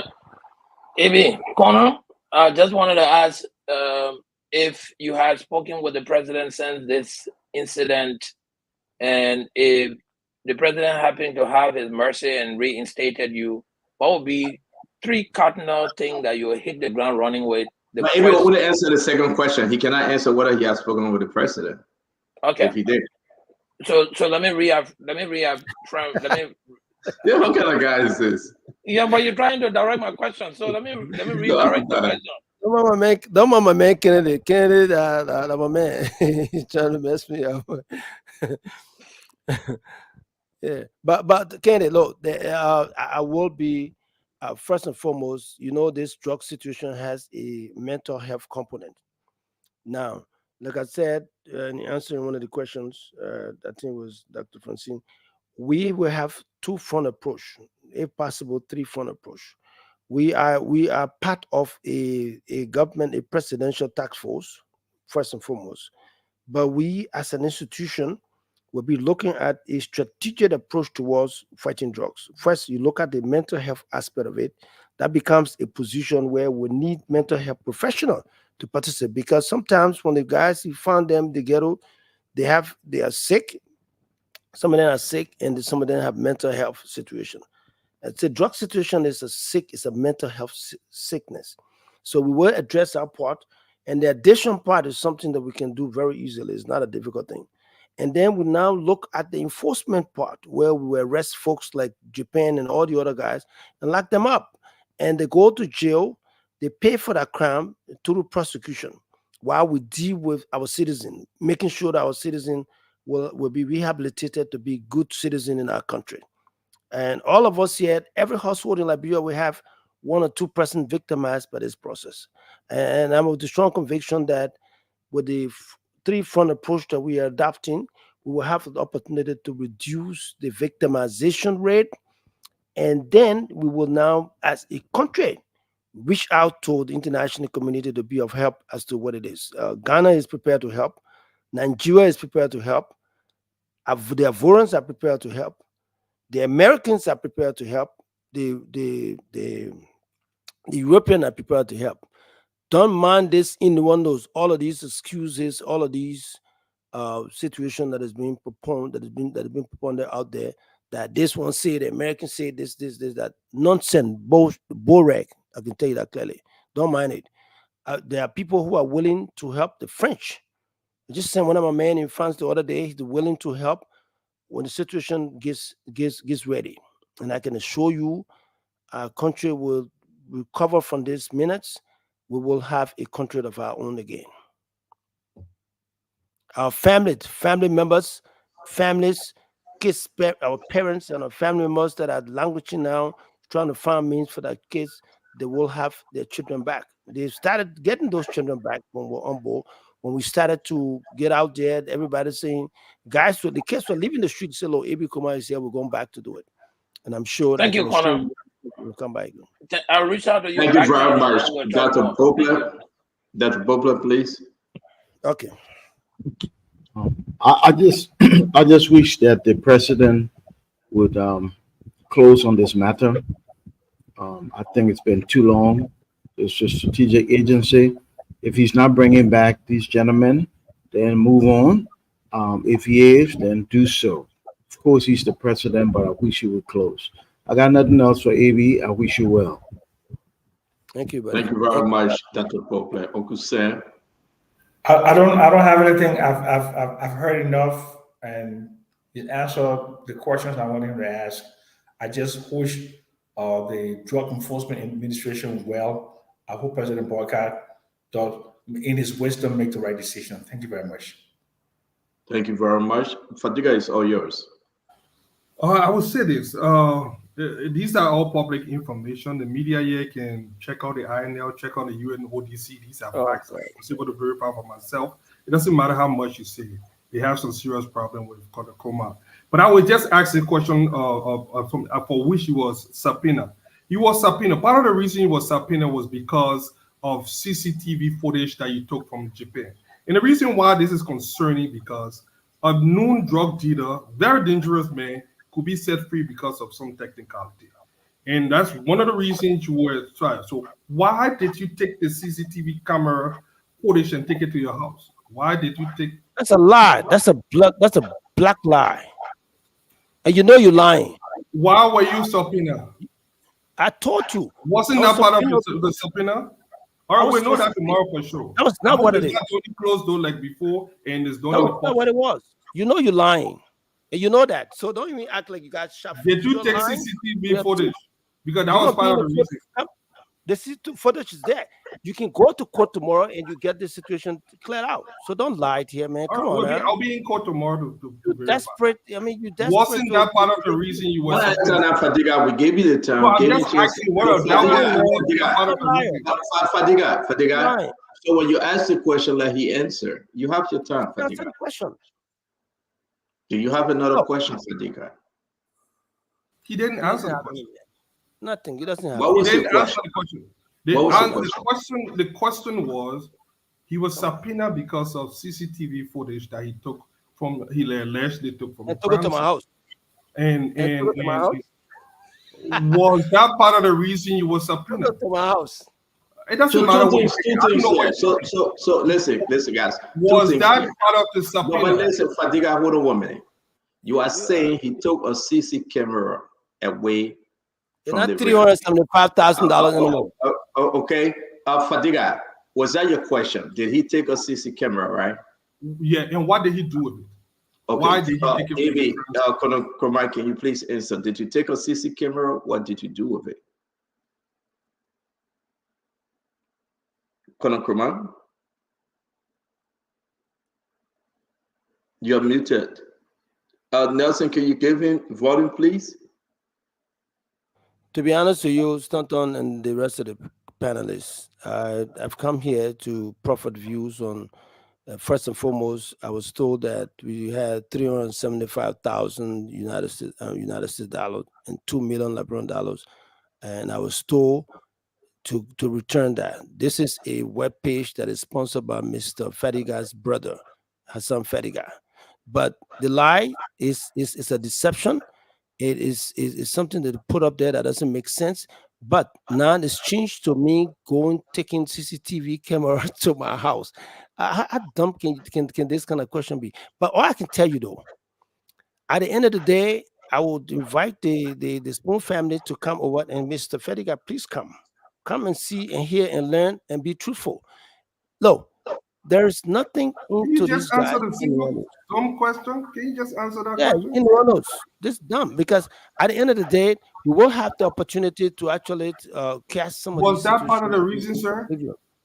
In oblivion. But I can you assure answer you, that question? Guy, say yes or no, or did it happen? I appear before. But Colonel Gray, Colonel Kerman, we have to go. Is that a no to Fadiga question? You didn't take no CC camera and you wasn't subpoena? It was for me to, and that was not written, that was not in my subpoena. I was told to come and proper view as to what they have. And basically, in explaining to them what all they wanted me to do, to explain to them, to give some positivity to what they have. And because I didn't do that, they said, is that all I will do for you tomorrow, Stanton? I will give you ask the court to give me a copy of the subpoena. Correct. Yes. Yes. You read it, so you can. Thank you, AB. Thank you very much. And that will close the whole thing because Fadiga says the reason why you were subpoena for the CC not 375,000 again. Well, how about the that's a good 375,000? How about the 2 million? How about the two cars that they put in the air? Did they lie? You want to answer? You want to Fadiga? You want to answer Kurma question? Yeah, well, what's happened to the 375,000? 375,000 again. What happened? I didn't read about Turo. I don't know about it. It was in the news that everybody. The one that I'm interested in, what I'm asking at, and you are clearly evading the question. Thank you, Fadiga. Thank you very much. Thank you, Kurma. It's always good having you. Wish you well tomorrow. The Spoon team will be there to cover your code activities tomorrow. Thank you, sir. All right, Fadiga, you still on inside? Thank you. All right. So again, it was a good show, guys. We couldn't get to all the other issues concerning all the DSA that are flying around in the country. We hope we can get to it tomorrow. We couldn't get to this conversation upon the president return. Again, information reaching us. The president will be traveling to Italy along with the speaker if all goes well. If the president does not have a change of mind, this travel, it just came up today. We received the information yesterday. If it is confirmed, the president will be on the plane.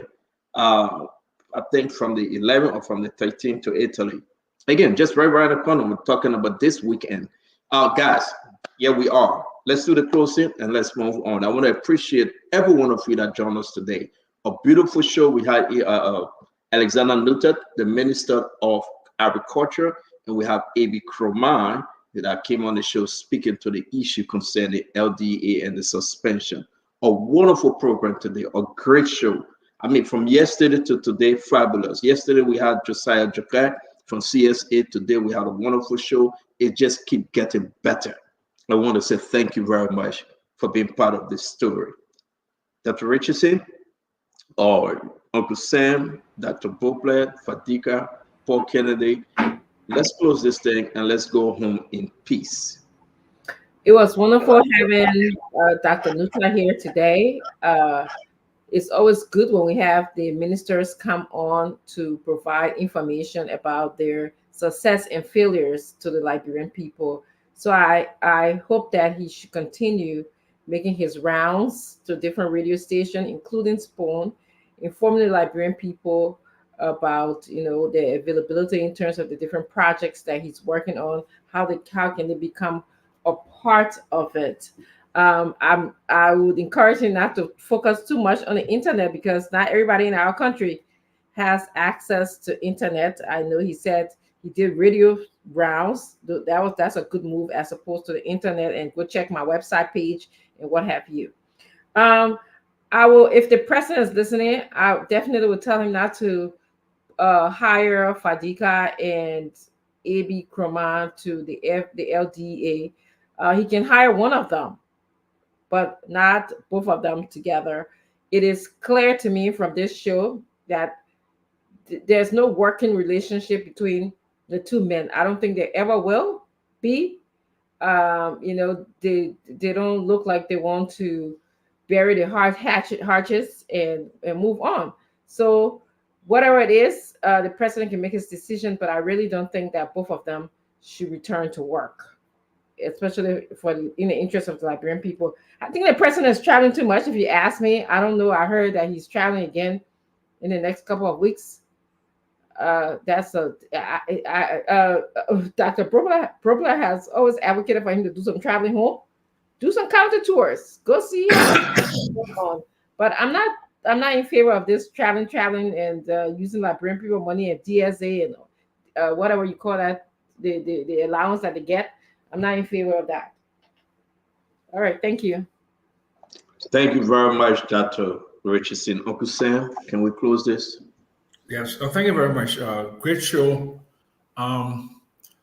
The problems in the country are not complex, but they're not simplistic, but they're not complex.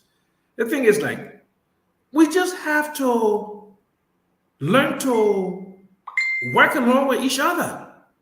That's it. I mean, I don't understand. I mean, when you say this, somebody try to put you down. When you say I went to this school, then they try to say you didn't go to this school. Everything is like to elevate oneself to put somebody down. That is the history of the country. You don't have to put somebody down to elevate yourself. We can elevate each other. That's what countries do.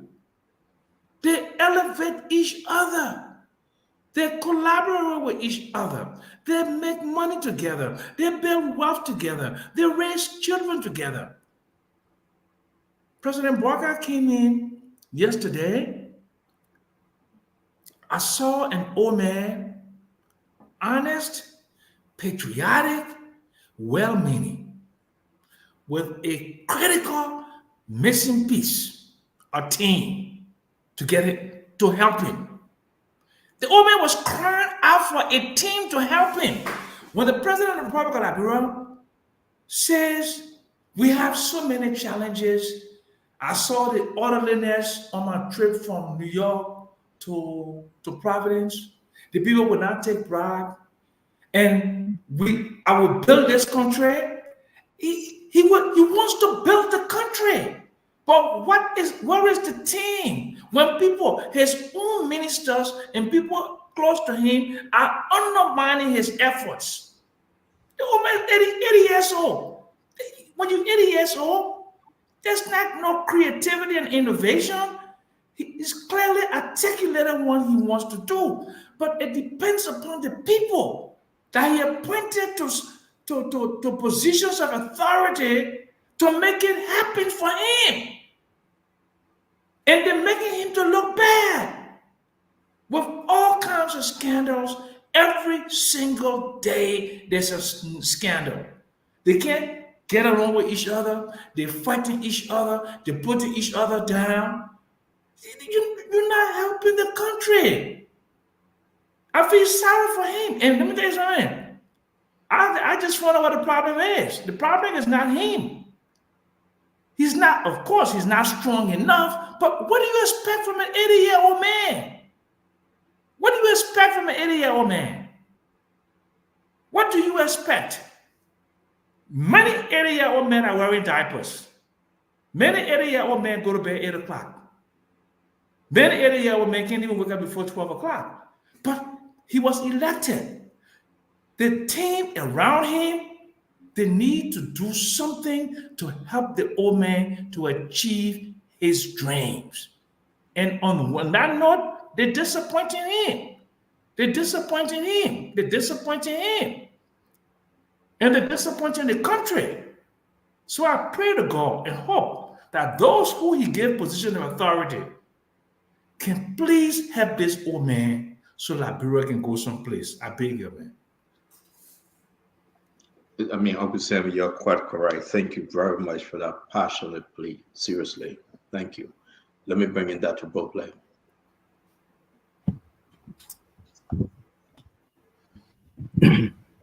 I hope that if the president is making another trip, that he will address the nation, address some of the pressing issues that we have.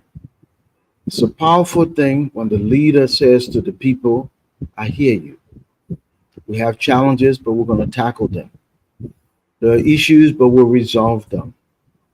Be patient, come alongside, our nation will be better. The silent treatment doesn't work here. And the longer we don't hear from the leaders, the more we speculate, the bigger the gap for innuendos and all of those things. I think the president should address the nation. But also encourage the president, whether he's going or not, to take a national tour of the country. When the people see their leader, they're motivated. And when the leader sees the people, he gets a good sense of their lives and where they are. I was asked by the Minister of Education this past week, what was my experience and when I was in Western Liberia, and I told the needs are great, the challenges are real, and education is underfunded. She has a great plan, but there has to be a bigger push. So I pray that our president is safe in all of his travels, but this is the place that needs the most travel and it needs the most attention. You know, there's always this talk about it's necessary to go here and get some money. It's necessary to go here and get some money. Yes, true. Other people can do that too. Ask President Weah. He traveled quite a bit. We saw nothing. It's time to travel to 15 counties and sit down with the people. Thank you. Thank you very much, Dr. Boakley. Paul Kennedy. Thank you all viewers for always following us. I thought it was a good show to have AB come up, but firstly to have Dr. Nuta, give us some information on some of the things he's doing in the country. I definitely think that he should shift more into empowering, private sector as compared to having government office or his own office lead most of the activities. When you intend to empower the private sector, like reestablishing the agriculture cooperative development banks, interest loan in Liberia is very hard coming from commercial and private banks. If I'm a farmer and wanted to take a loan to go to farm, going to UBA or any of the banks there will cost me a whole lot of money. But some of these money that are coming into the country, the agriculture minister could work along with the central bank so that they establish a cooperative development bank that will give loans to farmer. It can't always be free. Why I agree that they have the free thing and the loan come out is free, but it's not sustainable. The day Japan start giving out money, the agriculture process will collapse.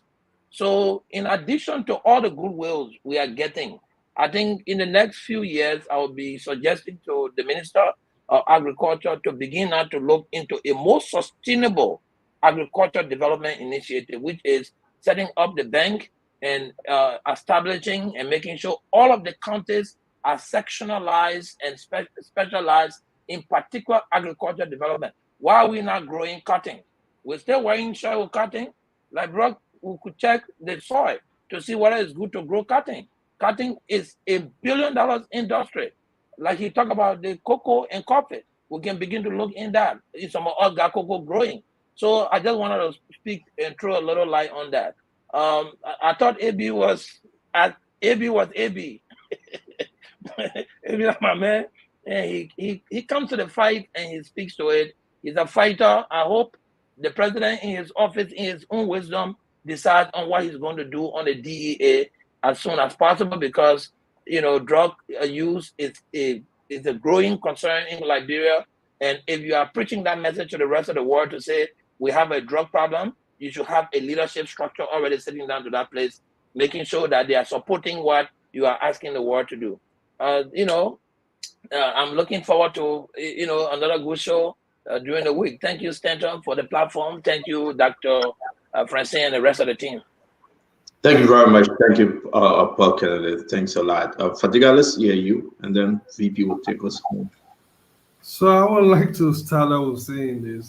It is clear that the public is still confused. A lot of people still do not know what transpired at LDEA. And the reason is because the two deputies have been silent. Out of respect for the president, out of respect for the investigation, those two gentlemen have not said anything. They are not in the news. They are not making newspaper rounds. They are not planting stories in the newspaper. This person has been exonerated. They are waiting for the president to make his decision. And then probably they might be given a green light to speak.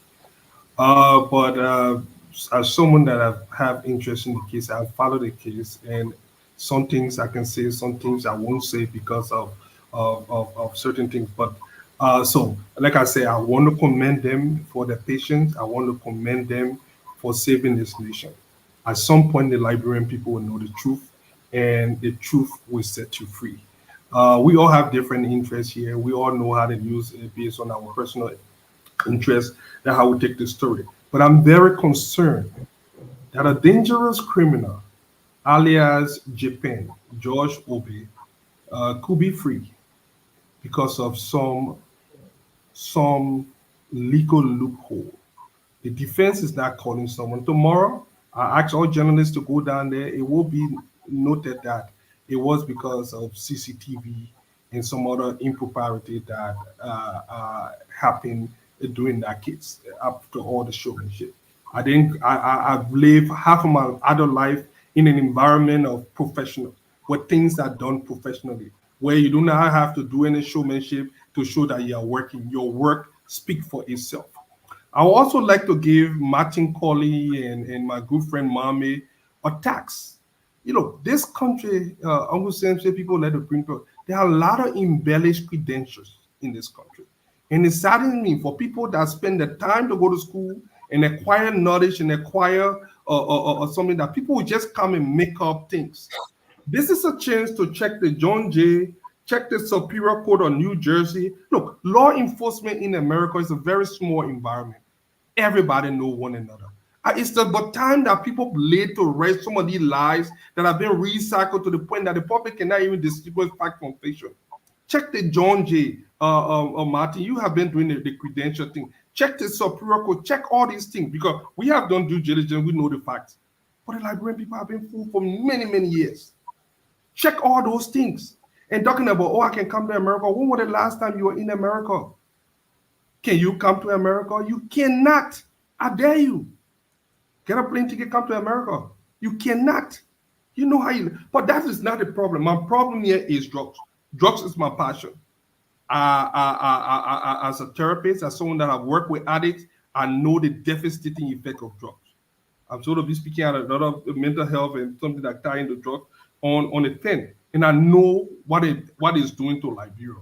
I'm not flattered by showmanship and people come here in acting and everybody want to keep it hush hush. No, that is not me. That is not how I grew up. I do not lie for no reason. I do not make up story. I have no reason to hate any person. But I just do not like what certain people have done to this country and believe that they are above the law, that they are untouchable, when mothers and family are grieving from the devastating effect of drugs in this country. So I was close today and said this, Martin, do your research. If you are a librarian out there, do your research and put the whole John Jay and I was working with New York and the story keep changing to the point that we don't know which direction. And I want people to do something. 2 gentlemen will go down in history. People may not know what they did for this country, but they saved Liberia from the drug cartel. We still have a lot of work to do, but those gentlemen saved Liberian by blowing the whistle. Now, whistleblower, the investigation was done. The president will make a decision. Whatever the outcome of the decision, we will sit down and we'll listen to it. But we're not going to jump over it. So tomorrow, go to the system, and then I will close on Nuta. Dr. Nuta did a very fine presentation. I'll actually make a personal visit to him because there are some things that I really wanted to ask. But I wish we would have more time on that agriculture. It was very important discussion. And then the president came again. I agree with what Uncle Sam said about the president's speech. The president made a very passionate speech. And that speech humanized the president again. It showed that he's not just in the Oval Office and has love touch. The president is aware of everything that is going on in this country, especially with the Liberian people, which means that he can solve the problem.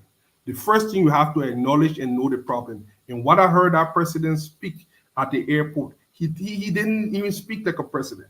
He spoke like an average Liberian. He said that this is not about the presidency. It shows experience. It shows wisdom. It shows someone with passion for the job, and I know that he will deliver. Just from last night, I saw another side of the president that I've never seen before. It shows a man that have wisdom and experience. Thank you very much. Thank you, Fadiga. Thank you a lot. Fadela, take us home, please. So, CEO and the Liberian people, it's good to be here tonight. And all the panelists, my dear brother, Paul Kennedy, Dr. Brookler, and Dr. Francine, and LSC, the London School of Economics train, by Sam Jackson. I want to say thank you to all of you tonight. And it's important to emphasize that in as much as we criticize the government, we advance recommendations. Not many persons come here, they hate the president. Sometimes we speak out these things, hoping that people will listen. Imagine everybody started to, come here to sing praises. I'm sure we'll not be helping the president. And for people to develop that courage, to look in the faces of their own brothers. I was not on a platform doing a campaign. Many of you campaign for the rescue mission. Some of those that you criticized today, they were hailing you, calling you good names. But today you are holding them accountable. Some of them don't want to listen to you. But I'd like to encourage you to continue speaking out. We are doing this for love of country, not for an individual.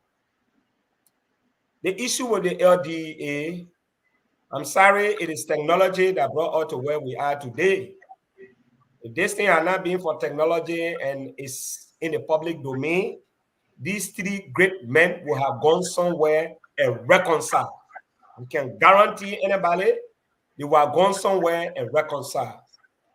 But we have to be very clear on some issues. Again, we have asked the president, they are all great people. Let the president see reason not to throw them away.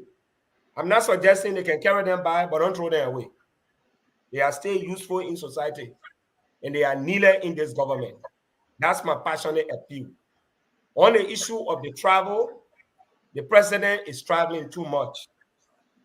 This president is not young as we expect. I agree. He flies. But Mr. President, I want to suggest tonight, work smart. Work smart. There are great Liberians with international contacts that are outside of this country. Imagine the president picks up a phone and make 5 calls to some of the best business people, Liberians that are outside, and say, my children, I want to have a meeting with you. That you know all the billionaires and millionaires. How can you help this country in the area of healthcare, in the area of education, in the area of this, job creation, bringing investors to this country? I am very sure some people would be very passionate to say the fact that this president called me, I will try him, I will give him the opportunity to bring people. And I like to make it very practical. If you want to raise money, you have to look for money people, business people, they know their friends. For example, if you raising money now because CEO to be chief launcher, you are sure of raising good money because he got his network. He will make some calls and people will donate. I'm not saying everybody, are disrespected. No, I'm not talking about that. But Mr. President, on the issue of the corruption in the country, I know you are taking notes. But like I said to you, there is a mass choir at the executive mansion. That mass choir has to be dissolved. The people who are looking in your face today, Mr. President, to tell you that you have to do this, you have to do this. They like you. Everybody said they are singing praises to you. That whole different thing. I know some of your people say we're looking for jobs. The other men are like the government. And they said that open rebuke is better than secret praises. The people who come here, what we see you don't see. And we are encouraging you, Papa.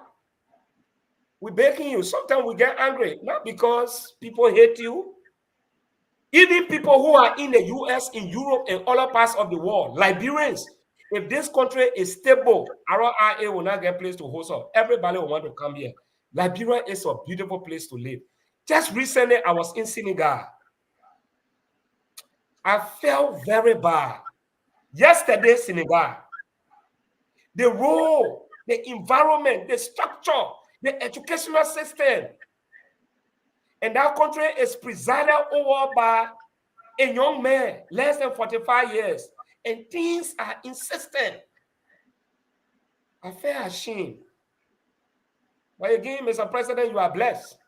The Bible says in the book of Psalm 9:10, 3 scores and 10. You'll soon be 80 years. So it means you satisfy God's condition.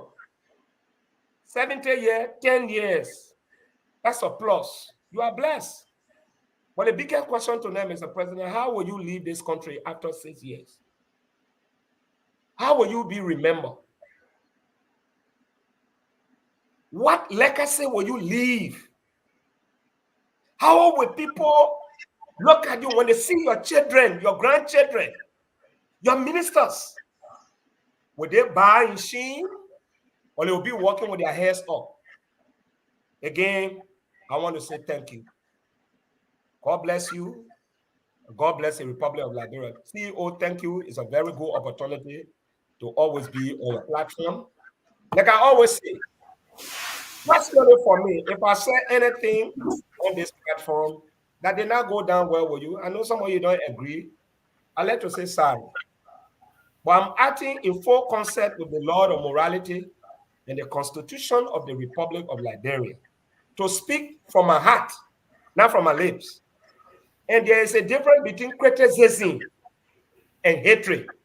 When we speak here, we have one recommendation. We want to see this country moving forward. Nobody hates the president. Nobody hates the rescue mission. We just want the thing to be right. Thank you, CEO, and God bless you all. Thank you very much, folks. Again, we could, yeah, go ahead, Mr. Jackson. You want to say something? No, I'm finished. I just want to say goodbye to you. That's all. All right, let me do my closing and then we all can leave. I want to say thanks to every one of you joining us this Monday, the 7th of October. I was about to announce that the Speaker of the House, Jay Fonati Kofa, will be on a trip with the President to Rome, Italy, from the 11th. Is scheduled from the 11th. He and the whole President delegation of this month. I think up to the 19th, if I'm not making a mistake, from the 11th to the 19th. And listen, information reaching out said that the Speaker, and this is surprising, I hope Fonati Kofa can address this. The Speaker is to receive per diem $864, accommodation $2,164. If this is a mistake, I think Speaker Fonati Kofa should speak. I thought he had got a budget for that, seriously speaking, right? The information reaching out that Speaker Fonati Kofa would be on the trip with the president, but receiving that little amount of money, accommodation $2,164 and per diem $864, I'm shocked. And I hope the Speaker can address this with the executive mansion. Whatever the case may be, that he will be on the straight. To see the Speaker to have his own budget for Fonati Kofa, my man. And listen, I would text him, saying the information, what I know and what I heard, and it is confirmed that the executive mansion saying that Fonati Kofa should receive per diem and accommodation in DS8. I'm shocked. Now, having said that, another situation here, the national team, Uncle Sam, will be playing Equatorial Guinea, home and abroad. But again, folks from some ministry, they are part of the delegation of the national team that is receiving DSA. I am shocked. If you're not with LFA or Youth and Sport, must you as a minister go on the Jora that you're receiving DSA? We will bring this information more. Francis Dopo, you got Francis Dopo is traveling for the RPU, the Inter-Parliamentary Union meeting, 149 meeting forum from the 13th to the 17th of this month. You got Francis Dopo, the senator. You have Krypton Donkey, the senator, and you have the secretary of the Senate, Jane Nabla Singh. And they have requested $20,000 to go on that trip. Now, if this is a normal thing, it's up to y'all. When I receive this information, people send me text and call. I like to verify, and I hope they can speak to this. A lot of money being put out there, and from the executive mansion to the lawmakers and everything. It is concerning. Liberians want to know what's going on. So join us tomorrow and more information about the president trip. Will the president take a decision before leaving? Should the president take a decision, like Dr. Boplet is saying, Nip this thing in the bud. Let's move on. Give the Liberian people some hope. Or will the president just come and say, well, I understand, we will set a committee and then we'll move on? We will be speaking to the Liberian people tomorrow. What would President Joseph Yema Boakai do?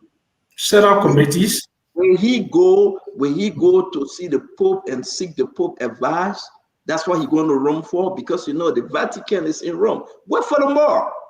Maybe that's what the president going to do. We don't know. Maybe he needs the blessing of the Pope. Because when the president leave all this trouble and go now to Rome, Italy, with the speaker to seek spiritual help in making decisions for the country, I don't want to get in a situation I can handle tonight. But I'm saying to you, if the president failed to make a decision, must he go to Rome first? You remember Joe, we went to Israel and he and Jefferson Koji were butting the wall. Blah, blah, blah, blah, blah. You all remember that? We'll play that video for you guys. And even Jefferson Koji, Thomas Father, all of them got baptized in the Jordan River. It didn't help Jefferson Koji. The Americans stayed near him. They put him on sanction. We are hearing sanction coming for Sylvester Grisby. We are hearing the American concern about Amin Modal. That story about the $96,000 car. They was talking about it in Washington, D.C. I broke this news, and I will go more into it again.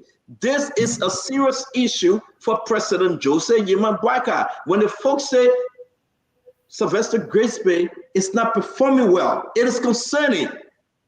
They know him. The $100 million that the Liberian trying to seek from America, the people say they cannot give it to Liberia. $100 million because you know what? Sylvester Grisby, Amin Modal, the performance and all the folks in the government, it is not to the satisfaction of the American government. These are information we have to bring it up to you. So with President Boakai, leave it all and say, I got to go to Rome. I got to speak to Pope Francis. Pope, what do you think I should do? What decision I should make here? Should I bring back A.B. Kroman and Fadika and Gouko? Should I suspend Amin Modal? Should I suspend Abdullah Ketama? Pope, I want your spiritual intervention. I don't know. But I give it up to you. The president will be on the trip to Rome. I'm here. May God bless you, Bishop, Reverend Dr. Bopla. The president will be asking the Pope for advice, and he will make a trip to Italy. The president, why Abdullah Ketama there? You call him a name again? No, he made a mistake. Schedule made a mistake. I said Abdullah Kamara, like Abdullah Ketema. But I want to play this. The reason why you didn't see our sister Glenny on the show tonight. You know, when we talk about Glenny, you guys say, oh, still don't let talking about a woman. I want you to see this video all by yourself and listen to it. Glenny is sick. She's not well. She went to a party. She danced herself off. And this is the reason why she... Watch this video. Watch this video, folks.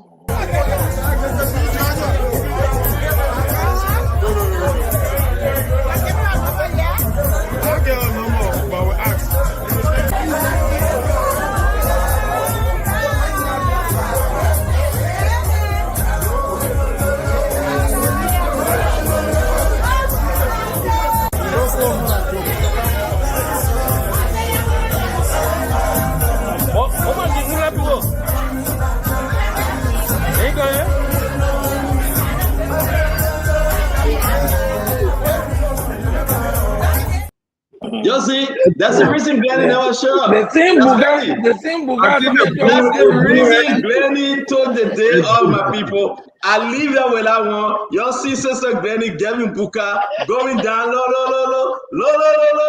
That's what got her. All her body hurting. She can't make it. May God bless you. Let's come on the show. Good day to see you. I beg you. Look, a very, very close friend of mine, Julius Huff, passed away today. Like my big brother, my play pa, my everything. I mean, oh my God, you know, so I just want to basically extend my deepest sympathy to the Huff family for the death of Julius Huff. And on that note, you have a good night. God bless you all. Take care. Thank you very much again. Our sympathy to your best friend, Uncle Sam.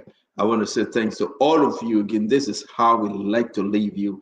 Thanks to Dr. Nuta for showing up. Thanks to Avery Cromant for coming in. We will be having a wonderful program again tomorrow. May God bless you.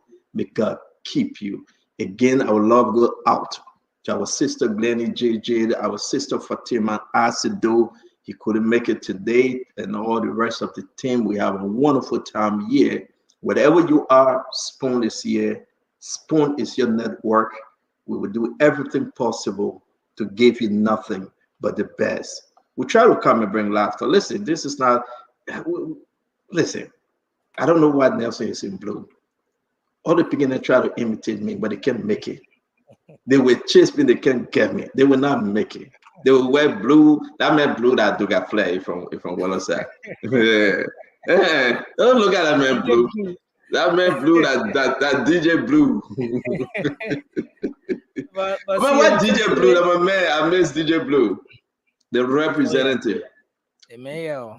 Yeah, but look at Glennie. Lo, Buka. Man, Glennie dancing Buka. Again, where you find yourself, man? Nelson, you gotta go. I mean, your show start at what time? I got 10 more minutes. Can we take calls? Yeah. Sure. Yeah. Let's open the phone line. Let's take calls. Now, you heard everything at the end of the day. I'm going to make it special today. I'm going to take calls, right? Just Nelson and myself. We got Ava in the bag. I just say, hey, he came back. We're not going to bring him on. That may get trouble. We're going to take our calls. We're going to enjoy ourselves with our people. Even if that one person here wants you to call and let people listen to your own view. The number is 609-649-4206. Put my number. That's the only number I have, folks. Let's take call. Oh, I said let's take call. Then my man call me. Ma, let me call you back. Yeah. Ma, let me call you back. All right, let's take call. My man, one politician. she want to call. yeah, man. I said let's take call. She called me. She want to talk anything too. Maybe the old man want to talk. Who knows? Your name and where you calling from, please. My name is Eddie Carly. I'm calling from Texas. Anyway, I'm driving in my truck and I'm calling. Yeah, you know what? The program was very interesting today. I mean, I think you should have Dr. Luther come back and explain. I mean, his explanation was like a cold water just on my chest, you know, and I think he did extremely well. He laid down a lot of things, and that was cool. Concerning Fatika, the brother and David Kumar, no, I think these two guys can't work together. But I think you should invite the brother, Fatika, and Boko, so they can come at least in class with some of these things also. Because they're not speaking, or you just invite. Thank you. The line is busy. I got you. You're right, though. Thank you very much, my brother. Let's take this next one. Your name and where you joining us from? Minnesota. Yeah, what's your name? My name is James Brown. James Brown, talk to us, please. You talked about the presidency. There's a lot going on around the presidency. The president needs to open his eyes and get rid of some of the people that are in his office. They are causing problems. He's going to be in tears continuously if he does not pay attention to his surrounding. Some of his old friends are just too bad for him. Some of the old office staff members are just too bad for him. Thank you. Thank you very much, my friend. Thank you. Now the number is 609-649-4206. Let's hear you, your name, and where you joining us from. Yes, Stanton. Hey, who's this? Can you talk into the phone? Turn the volume of your radio or TV down, please. This is Augusta Flemister, and I've been watching you. Okay, hold on. All the long, I love what you are doing. If we had to around our time, I think Liberia was going to be all right. May God bless you, your partner. May He bless you and your family. May He bless you in all your endeavors and let your dreams and visions come true. That's all I have to say. Keep up the good work, okay? Thank you, Mama. Thank you very much. God bless you too. Thank you. Yeah, your name and where you joining us from, please. Hey, Senator, how you doing? Papa, go ahead. Talk to us. Look, man, our country will be built with the effort of all of you guys that are in the media. The thing that happening in LDA is just a petty jealousy. Let the old man talk to the old man. Let the Liberian people talk to him. Let him consider those guys. Let them go back and do their job. Thank you. Now, just what I want to say. Thank you very much. Your name and where are you joining us from? Okay, I'm Otero George calling from Minnesota. Talk to our Otero George. Yeah, my only problem I have is that with these panelists, I noticed here that when they inferior of anyone that is being talked about, they try to beautify that person when they know that what the person did is wrong. I think everybody on that panel need to be neutral. I mean, you have no side to take with anybody. We're talking about Liberia. If we keep saying that we love nothing else besides Liberia, then we shouldn't be siding with this person, especially, let's take an example. Let me give one simple example, like the Fadiga is inferior of Amin Muda. I mean, I don't think it should be like that. Everybody should be neutral on that. If you know you're not neutral that day, just leave the show for that day. Thank you. Thank you very much. Thank you. Your name and where you joining us from? Can you please lower your radio, please?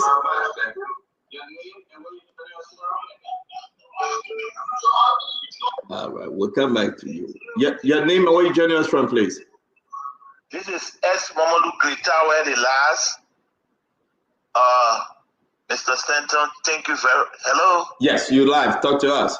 Thank you very much for all of your endeavor to open the eyes and ear of the Liberian people. Through you, I want to give this recommendation to President Boakai. Those guys, they misbehave, Fatiga and the other Klumaga. Let him forgive them, give them strong warning that your behavior is going to affect the outlook of this government. Do not behave like this again and let them go to work. Because the drug issue, you know that one of the paramount issues President Boakai came to rescue the country upon. So let them put them back to work, but give them strong warning that it shouldn't happen again. Thank you. Thank you. That's my right. Thank you. Your name and where you joining us from? My name is George Clark from Minnesota. Georgie, talk to us. Hey, Senator, how you doing, man? I'm super, man. Thank God. Hey, man, Senator, man, I got a serious concern, man. I understand the president is trying to do his best as much as possible to help this country, but the old man need to sit down and pay attention to the surrounding and slow down all the traveling to see what he can do in the country. He traveling, spending money, people passing around doing things right in the country, right under his very nose. He's not taking action for. He tells the world that he's fighting corruption and other stuff. How would the poor take it serious? He need to take serious action. And number two, people sit on the platform sometimes they lie. And this the Fadiga say you're a therapist. I had a master's degree in psychology. How can you sit on the platform and tell the resident listen to Fadiga say you're a therapist? Do you know what it means to be a mental health therapist? Thank you. But so let won't go now, my man. Thank you, Georgie. Thank you. Yeah, please. Thank you. Hello, your name and where you joining us from? My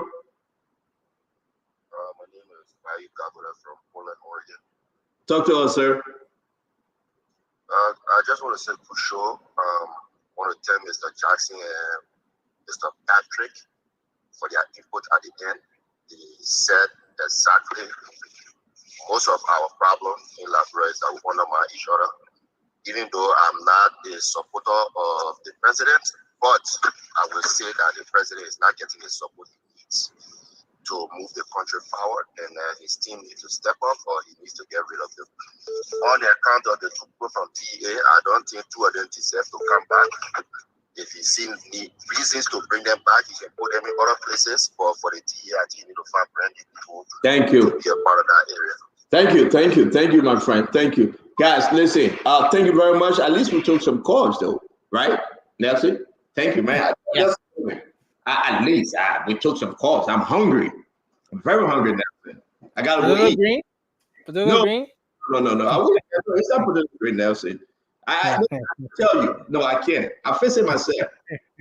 No, I can't. Have you eaten burger with dry rice? Yeah, I've eaten burger with dry rice. Where you go? Where you put in the burger with dry rice? No, I don't know, but Yeah, I mean, okay, no, come on, okay, man. so no, so the buckwheat dry rice with the dry That's boning, small fish. the dry boning. No. Let me tell you. No. Now you remind me of a dry boning. I'm going to go to the African store and get me some and do a remix. I got small fish in the burger with dry rice, right? And I got the pork and the how you call it, the luncheon meat. Then I put the pepper, the hot pepper, the red hot pepper. I just break it on top and I put the chicken soup, right? And the black pepper and that small yama. And I let it steam in the rice cooker. Do you know what I got on the side? I got a special sauce I made. I can tell you how I make it. So somebody who didn't eat today come and call their radio. No. Yeah, you know, I don't talk about you, right. Amen. Imagine somebody that's why about the burger with dry rice, you know, the rice cooker can cook cross, right? So if you put in the pot, you gotta get the crust. The crust gotta be there. Because that burger wheat, if you do the crust without mixture, and you get one tin of sardine because of the oil, just spray it on top of it. And you just let it do listen, man. You need to eat. You need to eat for glory. And when you eat it, and that food, that correct food, then you must sweat on your bald head. Look like a small bald head here. You must sweat. Then when you sweat, you say yes. Tonight, a football game. Tonight, I want to eat that thing. Then I watch a football game. Yeah. I'm beginning. Listen. What are you living for? You eat to live, or you live to eat? Which one? Yeah, we live and eat. And you live to eat or you eat to live? Which one? No, we eat to live. You know how to answer the thing. You so know we how eat to to answer live the thing? because the more we in order to live, we have to eat. So we eat to live. Let me know that thing. In order to live, you have to eat. Let me tell you something. I am telling you, and all of our people out there listening, try the burger with dry rice, a special remix. Try it. I'm talking about real Labrador burger wheel. Now the thing the people say they call burger wheat. The real Labrador burger wheat.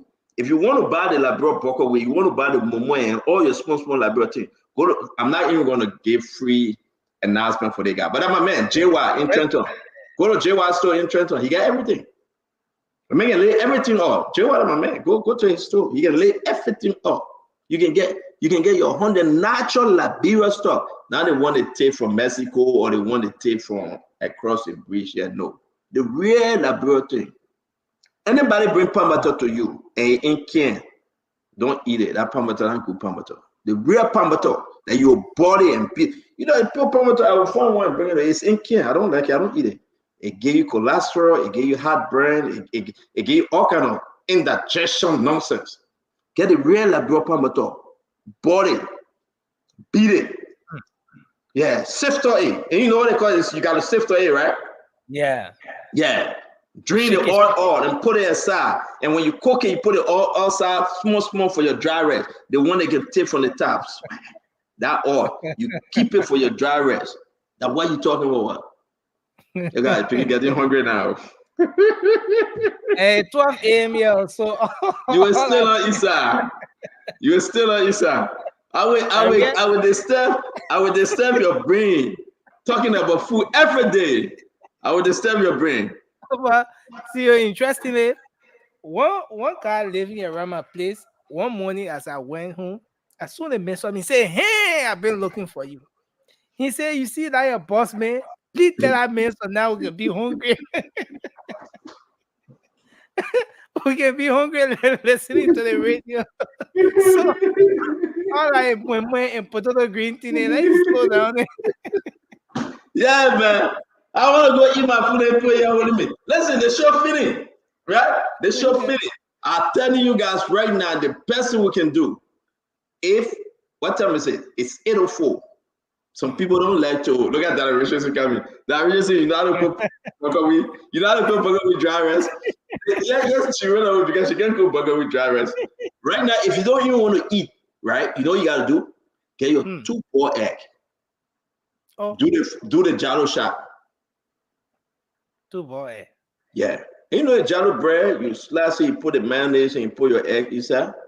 Or if you don't want to eat boiled egg, you fry it. The fried egg, yeah. The fried egg. Yeah, you can fry it. You know, way. You just put it inside, you know, you set it in a plate. You make sure you put that fried egg inside good. You flip it with small ingredients, and you put in your bread. Then you get a hot cup of tea. That's it. I was suffering your brain with food today. All right, it's 12 a.m. Yeah. So then you get a hot cup of tea. That's it. You just let the tea will be hot because you're going to bed. It's good to drink hot water before you go to bed, right? The tea will be very. Listen, it's very good. Don't drink cold water if you're going to bed. Drink hot water. You get your hot cup of tea, and you gotta drink the tea. Don't if the tea red hot, you go. You can put everything in your mouth and it will disturb you. So you gotta, but your bread must be 6 foot long with all the ingredients inside. Then you cut it in the middle. Yeah. Then when you finish straight, you just do swag. The other discussion not fair to me. It's not fair at all. See you today. It's Monday. Have a good day. We love coming back tomorrow, ladies and gentlemen. Thank you for being part of the show. Thank you for making us who we are. Thank you for sharing the program. Thank you for being here every single night to listen to what is happening in the country. We will tell you about every ministry, things that are happening. We will bring it to you. The news is too many. We just got to keep some. But we'll try. Somebody is calling my number from 231-886-603. Oh. I don't know who's that. Maybe the person trying, maybe 3851. Maybe the person try to tell me what to cook. You see, you have, we got fish. I love the cooker fish, the casal fish, the don't give me no salmon. No, I'm not here for that thing. Give me a real bony fish, good fish that you eat. So yeah. Samuel Wuruba Senior, thank you. John Willie, thank you. Fede Bala, thank you. Marcel Snidden, thank you. Patrick Smith, Dowu Mbayomi Bamba. Again, I heard it, and I would say Jefferson Flomo Jr. and everybody else. Have a great evening. Nelson, my man. Yes, sir. I pray you get something to eat tonight. Bye. The situation I'm in, I will try to handle it. You will manage. And they get that place open. Katopo, where they play name? Opoto? Opoto is open, right? Yeah, they're open. Yeah, but order something from there, and then we'll end with delivery. Yeah. You bad again. Bad, man. Well, folks, we say thank you. Thanks to everyone tonight for being here. It's been another great edition of the program Spoon Talk. This is how we like to